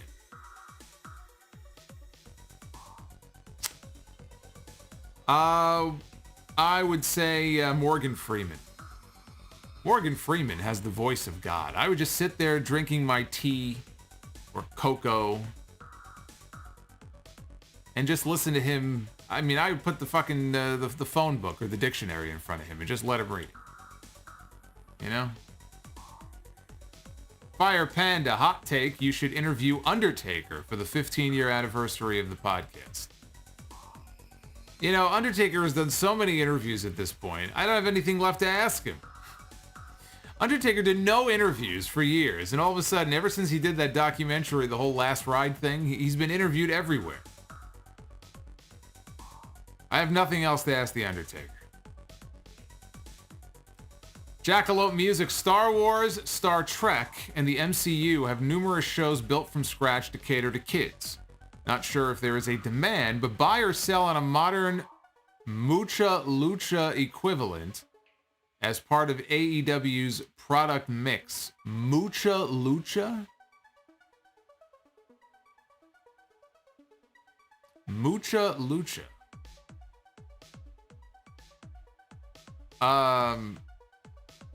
No. I don't think that's necessary. That's my answer. Jamin John, any shoots or stories on Billy Gunn's 1999 push? Is The Rock kills Billy Gunn's push with a single promo. They tried to push Billy Gunn. They made him the king of the ring, and Billy Gunn was not somebody who was really ready for that kind of push. He was not over like a Steve Austin. He was not over like a Rock. He was not over like an Undertaker. He's a good athlete, big guy, good tag team wrestler, but he was in way over his head. Magician Sapphire. If O'Reilly really is on his way to AEW, then that Danielson-O'Reilly match is going to be effing nuts. Yes, it will be. Bryan Danielson against Kyle O'Reilly. There's a match I hadn't really thought about. Bulu is all over the place tonight. Bulu actually has a wrestling question here. Worst run as a heel, Goldberg in 2000 or Sting in 1999? Both were ill-advised. People didn't want to boo Sting. People did not want to boo Bill Goldberg. Turning Goldberg heel is about the dumbest thing, though, that they ever did, I think, that year. Outside of Russo putting the title on himself. So I would go with Goldberg as a heel.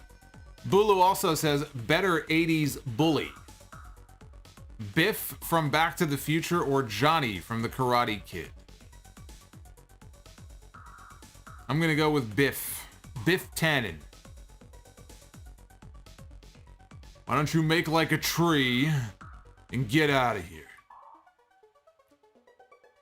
And Bulu says, better Punisher. Thomas Jane 2004 or John Bernthal? It's Bernthal, not Barenthal, by the way. I didn't see Barenthal as the Punisher. I saw Thomas Jane, so I guess by default, I would probably go with him. Epsilon Samo, what's going on? $5 super chat from Epsilon. The bad guy wins until the end, where the hero overcomes. That's basic storytelling, and it works since ancient times, and it works today, including wrestling. Yes, I agree. Very good point. Bulu, better feuds, Cena against Edge or Triple H against The Rock? Triple H against The Rock. I was really looking forward to having one more match between them at WrestleMania 32 in Dallas, and was disappointed when it didn't happen. Dry Chicken, do you see the Acclaimed pissing off white people? Like the same way that Jim Cornette telling New Jack and the Gangstas and Smoky Mountain Rat. Whoa. Those are two completely different things. I don't see any comparison between the Acclaimed and AEW or what Cornette had the Gangstas doing in Smoky Mountain Wrestling. Without getting into all the different things that the Gangstas were going out there and saying and doing and, you know, talking about O.J. Simpson, you know, shout out to my boy O.J., you know, that's two less that we got to worry about. I mean, the Acclaimed is not, it's not the same thing. So outside of them being black, I don't really see what the comparison is. I think you're reaching here with that one. Fire Panda 007, in your opinion, who is the most underrated wrestler in the business today? Underrated. Cesaro, you know, is rated pretty high. Underutilized is probably the better word for someone like him. But still underrated, I think. I would put him in the underrated category maybe also. I mean, the fact that this guy never held a world title when I look at some of the other names who have been world champion, you know, it makes me very sad. I think of him. You know, there's a lot of people I think who are underutilized. You know what? I'll give you a name. In fact, we saw him on the show tonight. Dax Harwood. Because he is a tag team guy.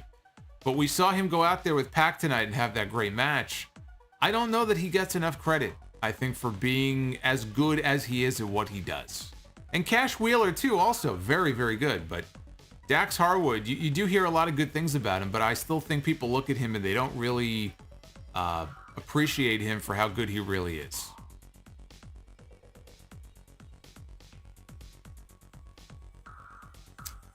King of Doug Style, just want to say thank you, Solomonster. Well, thank you, King of Doug Style. That's a very nice super chat. Boots with the $5. Which is more important in a wrestling match, collar and elbow tie-up or Irish whip? Oh, the Irish whip. You don't send the guy into the ropes. How you ever going to give him a back body drop? You know, how you going to... There's so many moves that you wouldn't be able to do if you didn't whip the guy into the ropes. You don't need to do a collar and elbow tie-up. You got to do the Irish whip. Caligaro Klotz. Hypothetically, Keith and Ember end up in AEW. What are 3 matchups for each of them that you would like to see? Ember Moon and Ruby Soho. Ember Moon and Serena Deeb. Ember Moon and Thunder Rosa. Keith Lee. I actually think Keith Lee and Wardlow one day would be a hell of a match. Keith Lee against Malachi Black. Keith Lee against Bryan Danielson. And I would probably also go with we know the kind of match that Keith Lee and Adam Cole would have because we saw them have it in NXT. So I could go with the easy answer and say Keith Lee and Adam Cole. But I would pick the other names I just mentioned as well. Dry chicken without flavor. Do you see Kenta against CM Punk on AEW or New Japan? Kenta wants the match. So it's just a matter of whether or not they think that it's a marketable enough match to do. Do you give it away on television? Does Punk want to go to Japan? If so, maybe he goes and works a match against Kenta on a big show like a Wrestle Kingdom or something. Kenta wants the match. So if he wants the match, it's up to Punk. The ball's in Punk's court. If he wants the match and Kenta wants the match, they'll make it happen at some point. So the fact that one of them has already gone on the record and said that they want the match tells me that at some point there's a pretty good chance we probably are going to get the match. You know, I said we'll get Bryan Danielson, and I'm convinced that Bryan Danielson will absolutely be in the G1, barring injury or something. He will be in the G1 Climax next year. Who's to say we don't have CM Punk? The thing with the G1 is it's a huge time requirement. And Punk and Bryan are 2 of the biggest stars in AEW. So that would require Tony Khan to allow them to go over there for an extended period of time and wrestle all of these matches. And it's a brutal schedule with the G1. It's a great, high risk of injury. I could see Tony Khan maybe putting his foot down and saying no. I would be surprised, though, if Danielson didn't enter the G1 next year. I just feel like he would want so badly to be part of the G1, at least once in his career. But it is a very big commitment, though. Physically, logistically, it would take him out of this country and off of AEW television for at least a few weeks. So I think we're all caught up now on your Super Chats. Those are some very interesting questions, especially from Bulu.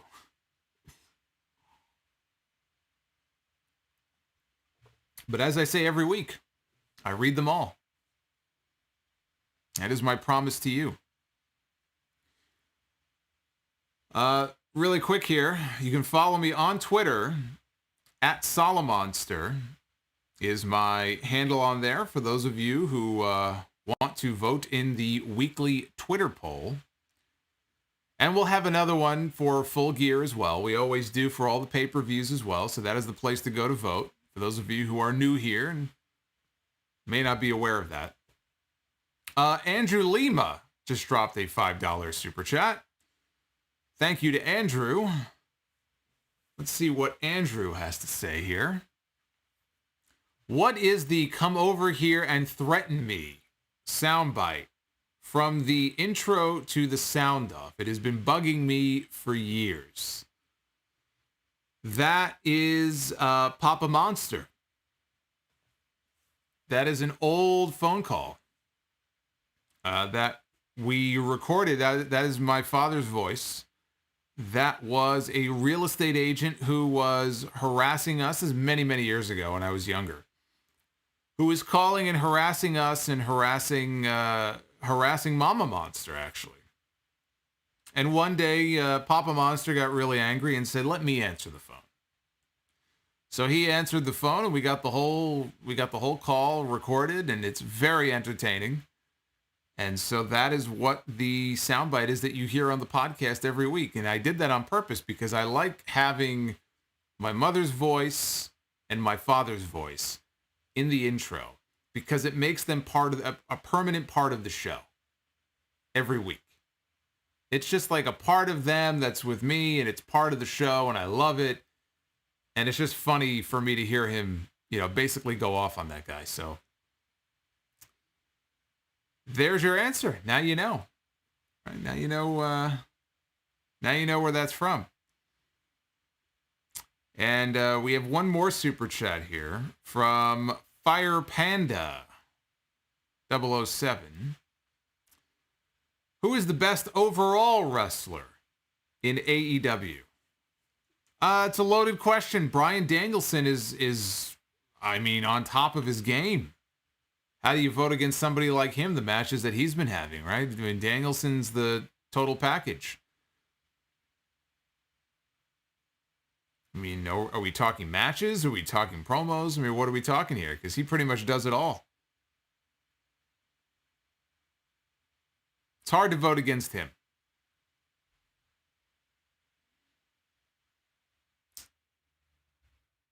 It is time for, I know, your favorite segment, yours and mine. Be the Booker, where we randomly book the WrestleMania main event using this Twitter generator from our good buddy at ZinfamousHD. Give him a follow on Twitter at ZinfamousHD. And we try to book a better WrestleMania main event than WWE does. It's totally random. I have no idea where it's going to land, which is what makes it so fun. Spin the wheel, make the deal. Let's see.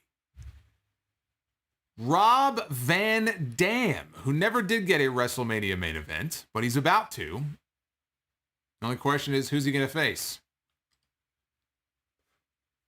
Rob Van Dam one-on-one in the WrestleMania main event against the Bastard Pac.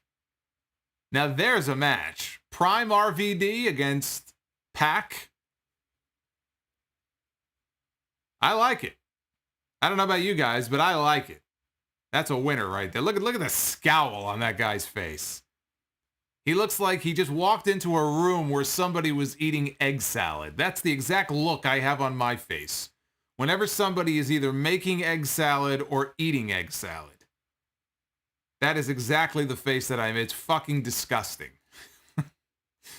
Keep that shit away from me. So anyway, I like that match. I'm a fan of that match. But now we switch over to the ladies. All right, what's good for one is good for the other. So we don't want to leave the ladies out of this. So now we pick a women's main event here for WrestleMania. And with the women, we land on Sable, Jim Cornette's favorite women's wrestler of all time.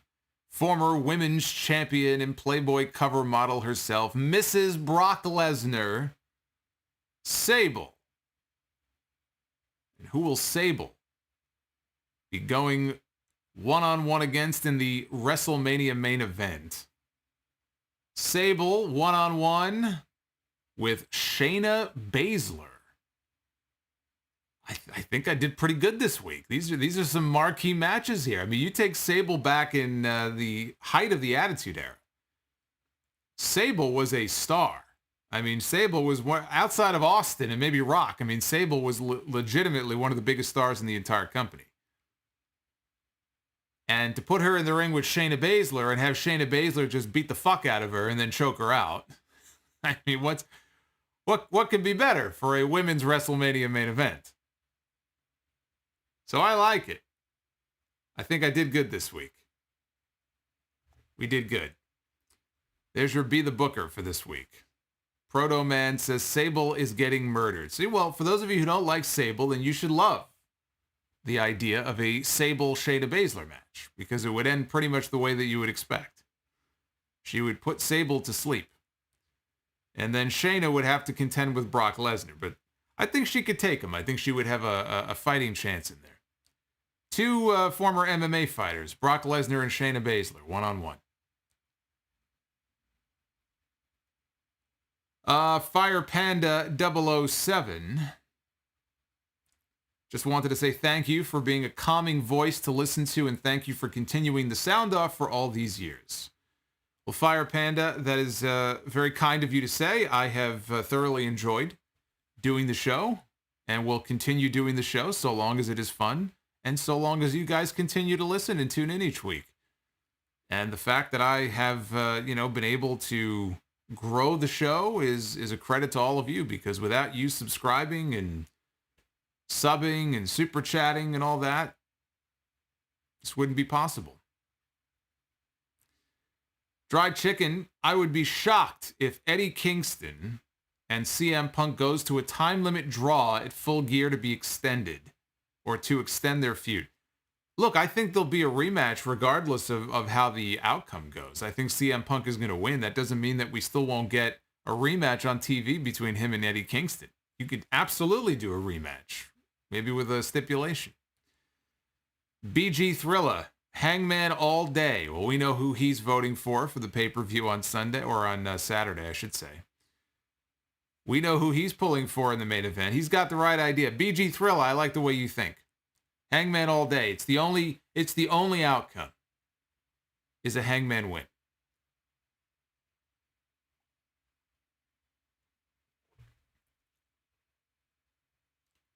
Sable would pull a "that doesn't work for me, brother."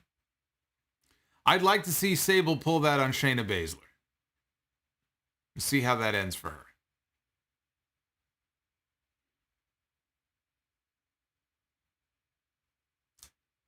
Sable looked 20 years older than she actually was. She had a mature look to her. But she was a beautiful woman. She might still be. I haven't seen her. I guess it would have probably been the last UFC fight that Brock Lesnar had. I think she was there, but I don't know what she's looking like these days. But she was a beautiful woman.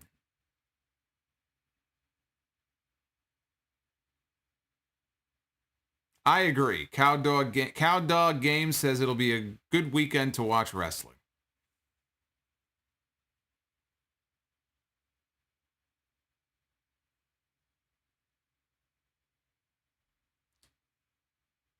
Bearwolf says Luna put over Sable and never got the credit she deserved. Yeah, it was very sad. They covered that on her Dark Side of the Ring episode, but she was very bothered by that. That nobody really gave her credit, or she never really got anything out of it for herself. It was all about Sable, and she was kind of overlooked. Bulu Fatulu, Omega's title reign is similar to Triple H's reign of terror in 2002 to 2004. I don't see it that way at all. I mean, a lot of those Raw shows from that era with Triple H as champion were fucking boring, so I don't feel the same about Dynamite. I haven't felt like Omega as champion has dragged the show down. So, just because somebody has a long title reign does not make it a reign of terror. Roman Reigns has been champion for over a year. I don't feel the same way about that I do Triple H's reign of terror from 2003 and 2004. Just because it's long does not make it a reign of terror. I would not compare the two. Roderick Welch. So if I get ExpressVPN, I can watch Full Gear on Fight, because I'm not confident buying in Bleacher Report. Plus, it doesn't seem like I'll be able to watch the replay for long. Hey, Hashway. Just popped up in the chat. Shout out to Hashway. I'm not sure. By the way, for those who are interested and want to give it a shot, we do have an ExpressVPN link and code in the description down below. You can get 3 extra months free if you sign up for ExpressVPN using our link. So if you're looking for a VPN for any reason, and you should be using one, I mean, it's a great thing to have just for security reasons, if nothing else. Use ExpressVPN, and you can get 3 extra months free when you use our link. So you'll find that down below. I don't know. Theoretically, yes, because it is going to be available on Fight in other countries. I don't know how the whole payment process would go. But in theory, it should work. I'm not sitting here trying it myself at the moment, so I can't tell you for sure. But I would think that it would work, yeah. And frankly, that's one of the reasons why a lot of people use VPNs to get around stuff like that.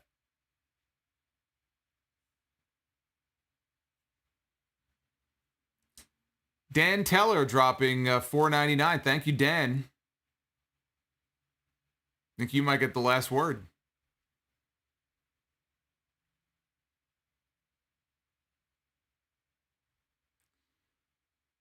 Yeah, it used to be BR Live, and then they migrated everything over to the main Bleacher Report app.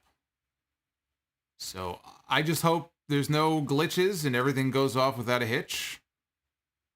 I'm not looking to have any kind of peacock problems, hopefully this weekend. Hopefully everything will run smoothly.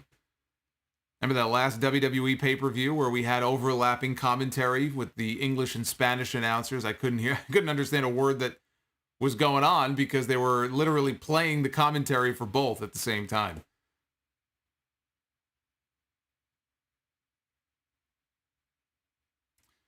Yeah, Green, I mean, VPNs are not that hard. Look, from using ExpressVPN, and since they're also a sponsor, I'm more familiar with them than I am some of the other ones that are out there. Once you sign up, it's very simple.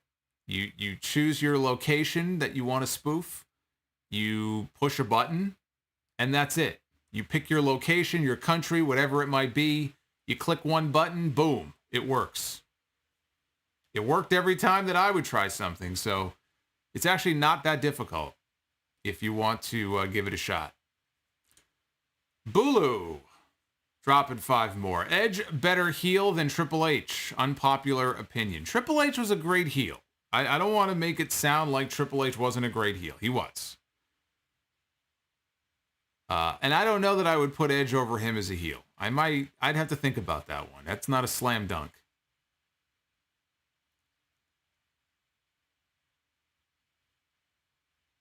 Caligaro. WWE AEW Forbidden Door is open. What 3 AEW talent would you book to take the belt off of Roman Reigns? All right, so this is a total hypothetical now. AEW talent that I would book to take the belt off of Roman Reigns.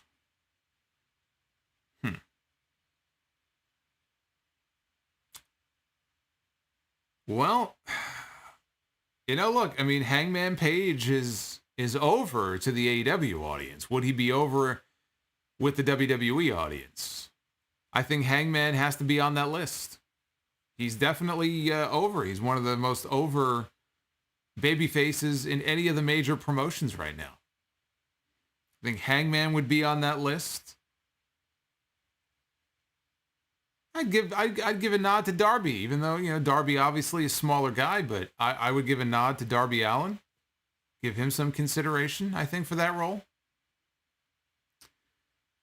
Yeah, I keep coming back to Wardlow, though, like a babyface Wardlow. If he gets over the way that I think he will, I really think he could be a top babyface in that company. He could be like,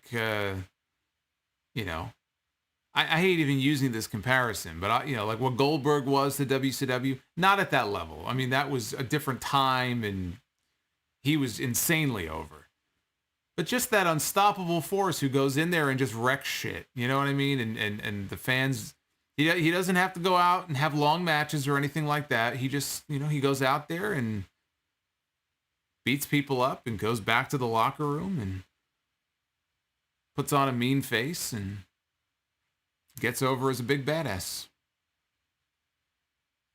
Trying to think who else from the AEW roster I would picture beating Roman Reigns, like believably beating Roman Reigns for the Universal title, like right now. CM Punk. If CM Punk had gone back to WWE and not AEW, that would have been the match to do. You build to a Punk Roman match, and there's a history there. Punk brought in the Shield.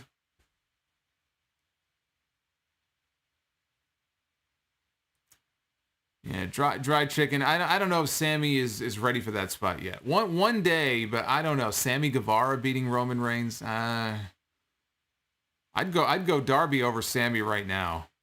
Gun to head, I'd probably go Darby over Sammy. David Wilson, Katrina and Mil Muertes back together on MLW. I saw that. I saw the casket match.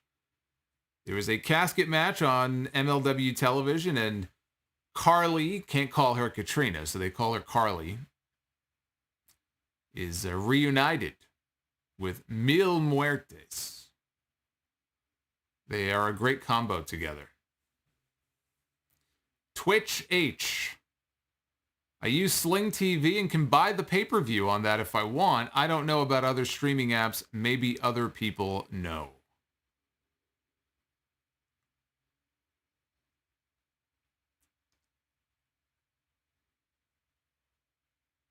Beowulf says that Wardlow could be what Brian Cage should be.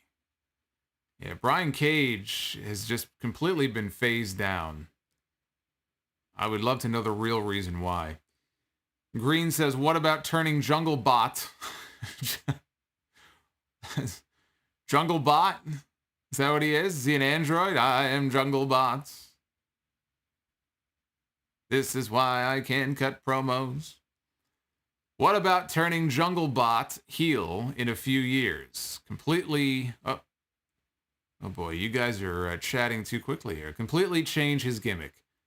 Yeah, I mean, eventually Jungle Boy... I could... Look, you talk down the road, I could picture Jungle Boy cutting his hair, wearing a suit, coming out with Anna Jay, heel combo. I mean, you could completely overhaul his character. He's going to have to be a better promo, though, to carry it. He's definitely not ready for that. But I mean, 5 years from now, is Jungle Boy still going to be beating his chest and wearing the fucking loincloth and coming down to the ring? Probably not. Everybody has to evolve their character at some point. I don't think he's going to be running around with a dinosaur in 5 years. So, you know, even tonight, he got a little bit of 5 o'clock shadow going on. The announcers pointed out, you know, it looks like he's trying to grow a beard out or something. Eventually, you have a complete character overhaul and just completely change his entire gimmick. Fire Panda just wanted to wish JR good health and quick recovery from his skin cancer. Yes, he is starting radiation treatments for his skin cancer on his ankle. He's got a couple of other spots, I think, on his body, his back, somewhere he's going to have that looked at. Always get checked. Go to a dermatologist and get checked, especially if you are somebody who spends a lot of time in the sun, if you are older. If you like to go to the beach and lounge out, I'm telling you, man, the sun is brutal, especially if you're fair skinned. Make sure you get checked. Let somebody take a look, and even the tiniest thing could turn into something major. You don't want that to happen. Yeah, Cowdog, I don't have the chat on a delay. I can keep up with it okay. I don't want to put it on a delay. I have the option to do that, but I'm able to manage it okay.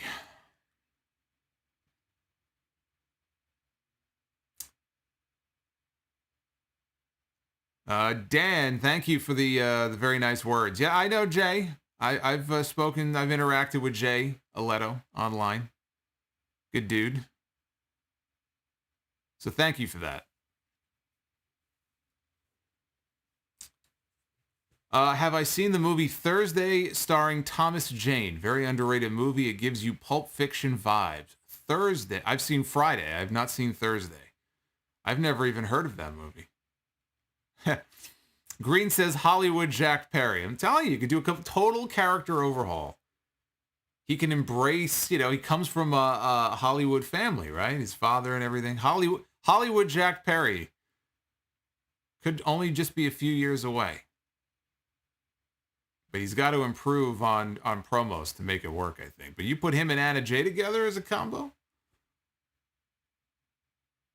Near says, hello, Solo and chat, peace and love from Israel. So Welcome to Near, joining us late here as I'm about to end the stream. He checks in with us. Do I think The Rock is returning at Survivor Series? WWE will not stop posting about him on social media. The reason they won't stop posting about him is because it is the 25-year anniversary of his debut at Survivor Series in 1996. So they're going to, drive that into the ground as much as they can. No, I don't believe Rock is going to be, unless they're keeping it really hush-hush, I don't expect Rock to be doing anything with WWE anytime soon. I think he's a little too busy right now. He's already thrown cold water on the idea of a match with Roman Reigns next year. He claims he's open to it, but not for next year. I believe him. I think he is. I mean, look, there's been a lot of other big matches that he hasn't been able to do because of his schedule. So I believe he is busy. I don't think we're going to see it. They're going to have another name in mind to put Roman in there with a WrestleMania. And the only two names I could really think of, again, you're down to Brock Lesnar and you're down to Drew McIntyre. And I am not totally sold on Drew McIntyre being the guy to end the title run of Roman Reigns. Although they had an excellent match at Survivor Series last year. That Roman won, if I remember. I think Roman won the match. So Drew could come back, get his win back, win the championship. I think you got to do better than that, though. I don't know. I feel like there's got to be there's a better name out there to be that guy.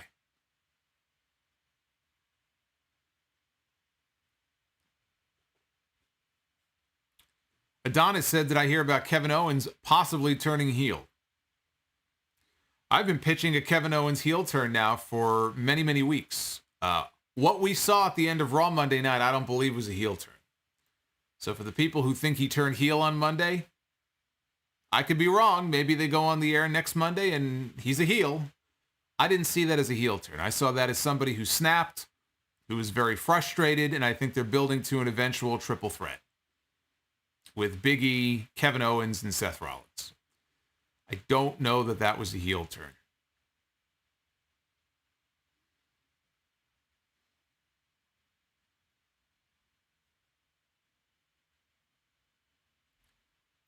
Yeah, Rock is doing Black Adam and Fast 10. Is he doing Fast 10? I thought he didn't want to work with Vin Diesel. I know Vin Diesel wants him back for another Fast movie, but I thought Rock and Vin Diesel were like oil and water. I thought that they didn't want to work together. Who do I think is going to leave WWE for Hollywood next? Sasha Banks. The Mandalorian was only part 1. I don't believe that she's done. There's a lot more that she could be doing in Hollywood. I think they'll come calling for her soon enough.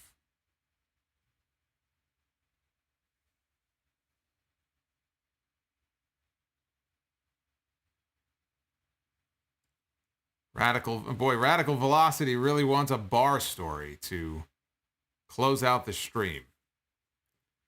We'll save the bar stories for another time. I have to think of which one I would even want to tell. There's been so many. Some that I can't share.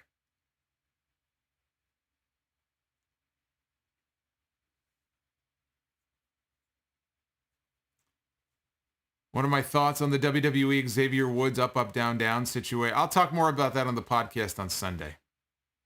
Feels like there's more information coming out and corrections on the story coming out each day. We'll save that for Sunday. Is there a possibility? Yes, Dry Chicken, I see your super chat. I'm going to get to it in a second. Is there a possibility for Kevin Owens to win the WWE title before he leaves? If he's leaving, no. They're going to want a signed contract before they put a title on him. So the answer is no.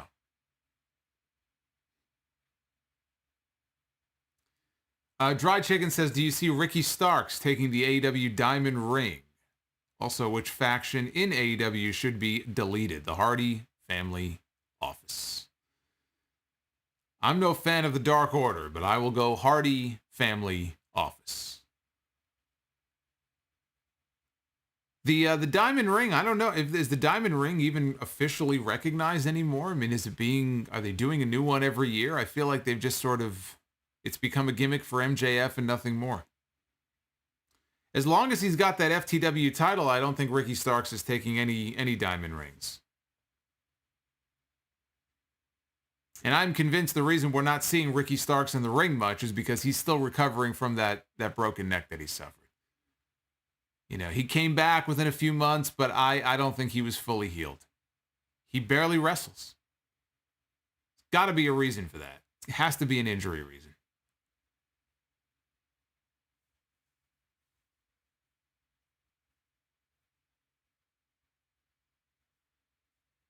Abdul Rahman says, sing the OG SmackDown theme song to end the stream. I don't know what you're talking about. The OG Smack. I mean, I have no idea. I mean, surely you can't possibly be talking about the. Can't be talking about that song, could you? Is it possible?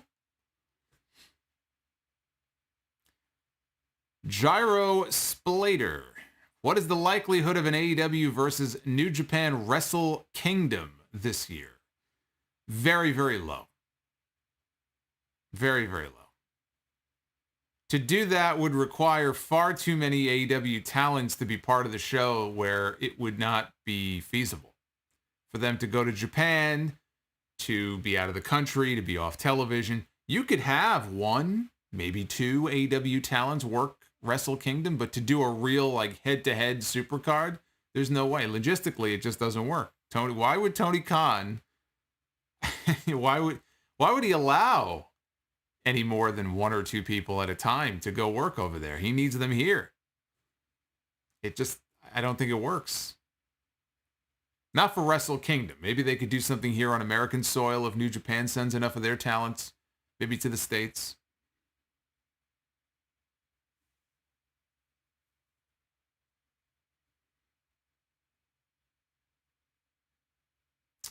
Yeah, Christian, I do. I do think we're going to see Okada. I don't know how long Okada is here for. I know he's here for the Battle in the Valley show this Saturday, but I don't know if he's going right back to Japan. Minoru Suzuki stuck around for a month. And he worked AEW, he worked GCW, he was all over the place. I'm kind of sad he went back to Japan before House of Glory started running shows again, because I would have personally pitched for them to try to bring in Suzuki for a House of Glory show. For me to be able to call a Suzuki main event, come on. But unfortunately, he had to go back home. He's like E.T. He had to beam himself back home. I don't know how long Okada's going to be here for. But I do think we're going to get him on AEW very soon.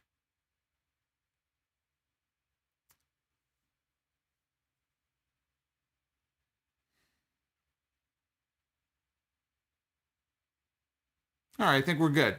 I think we're good on the questions for now. There's a lot of good stuff. A lot of good questions. A lot of good topics. I think that this was a very productive stream tonight. I hope you enjoyed it. I hope you enjoyed Dynamite as much as I did. I thought it was a very strong go-home show. It's a very strong card on paper this Saturday. No Rampage stream on Friday night. Again, I'm going to be on the House of Glory show doing commentary, which you can watch live on Fight TV. I think it's $14.95 up on Fight TV. And that'll be on Friday night. But Saturday night, when the pay-per-view is over, come on back here to the channel.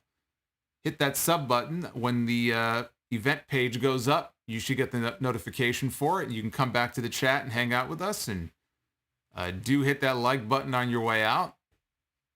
And I think that about takes care of everything. Fire Panda says the dislikes are from Nancy Grace.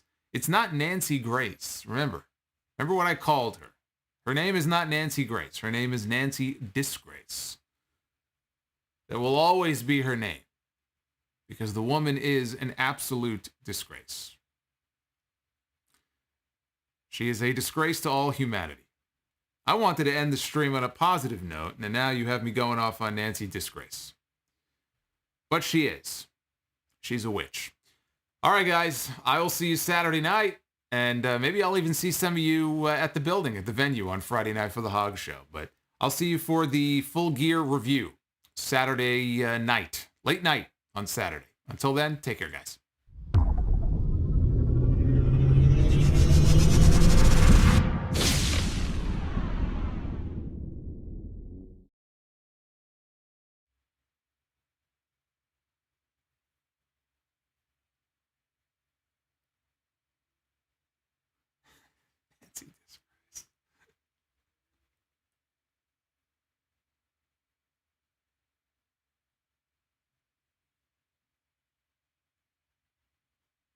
Hey, Spanish Goddess, happy birthday! He turned 22 last week.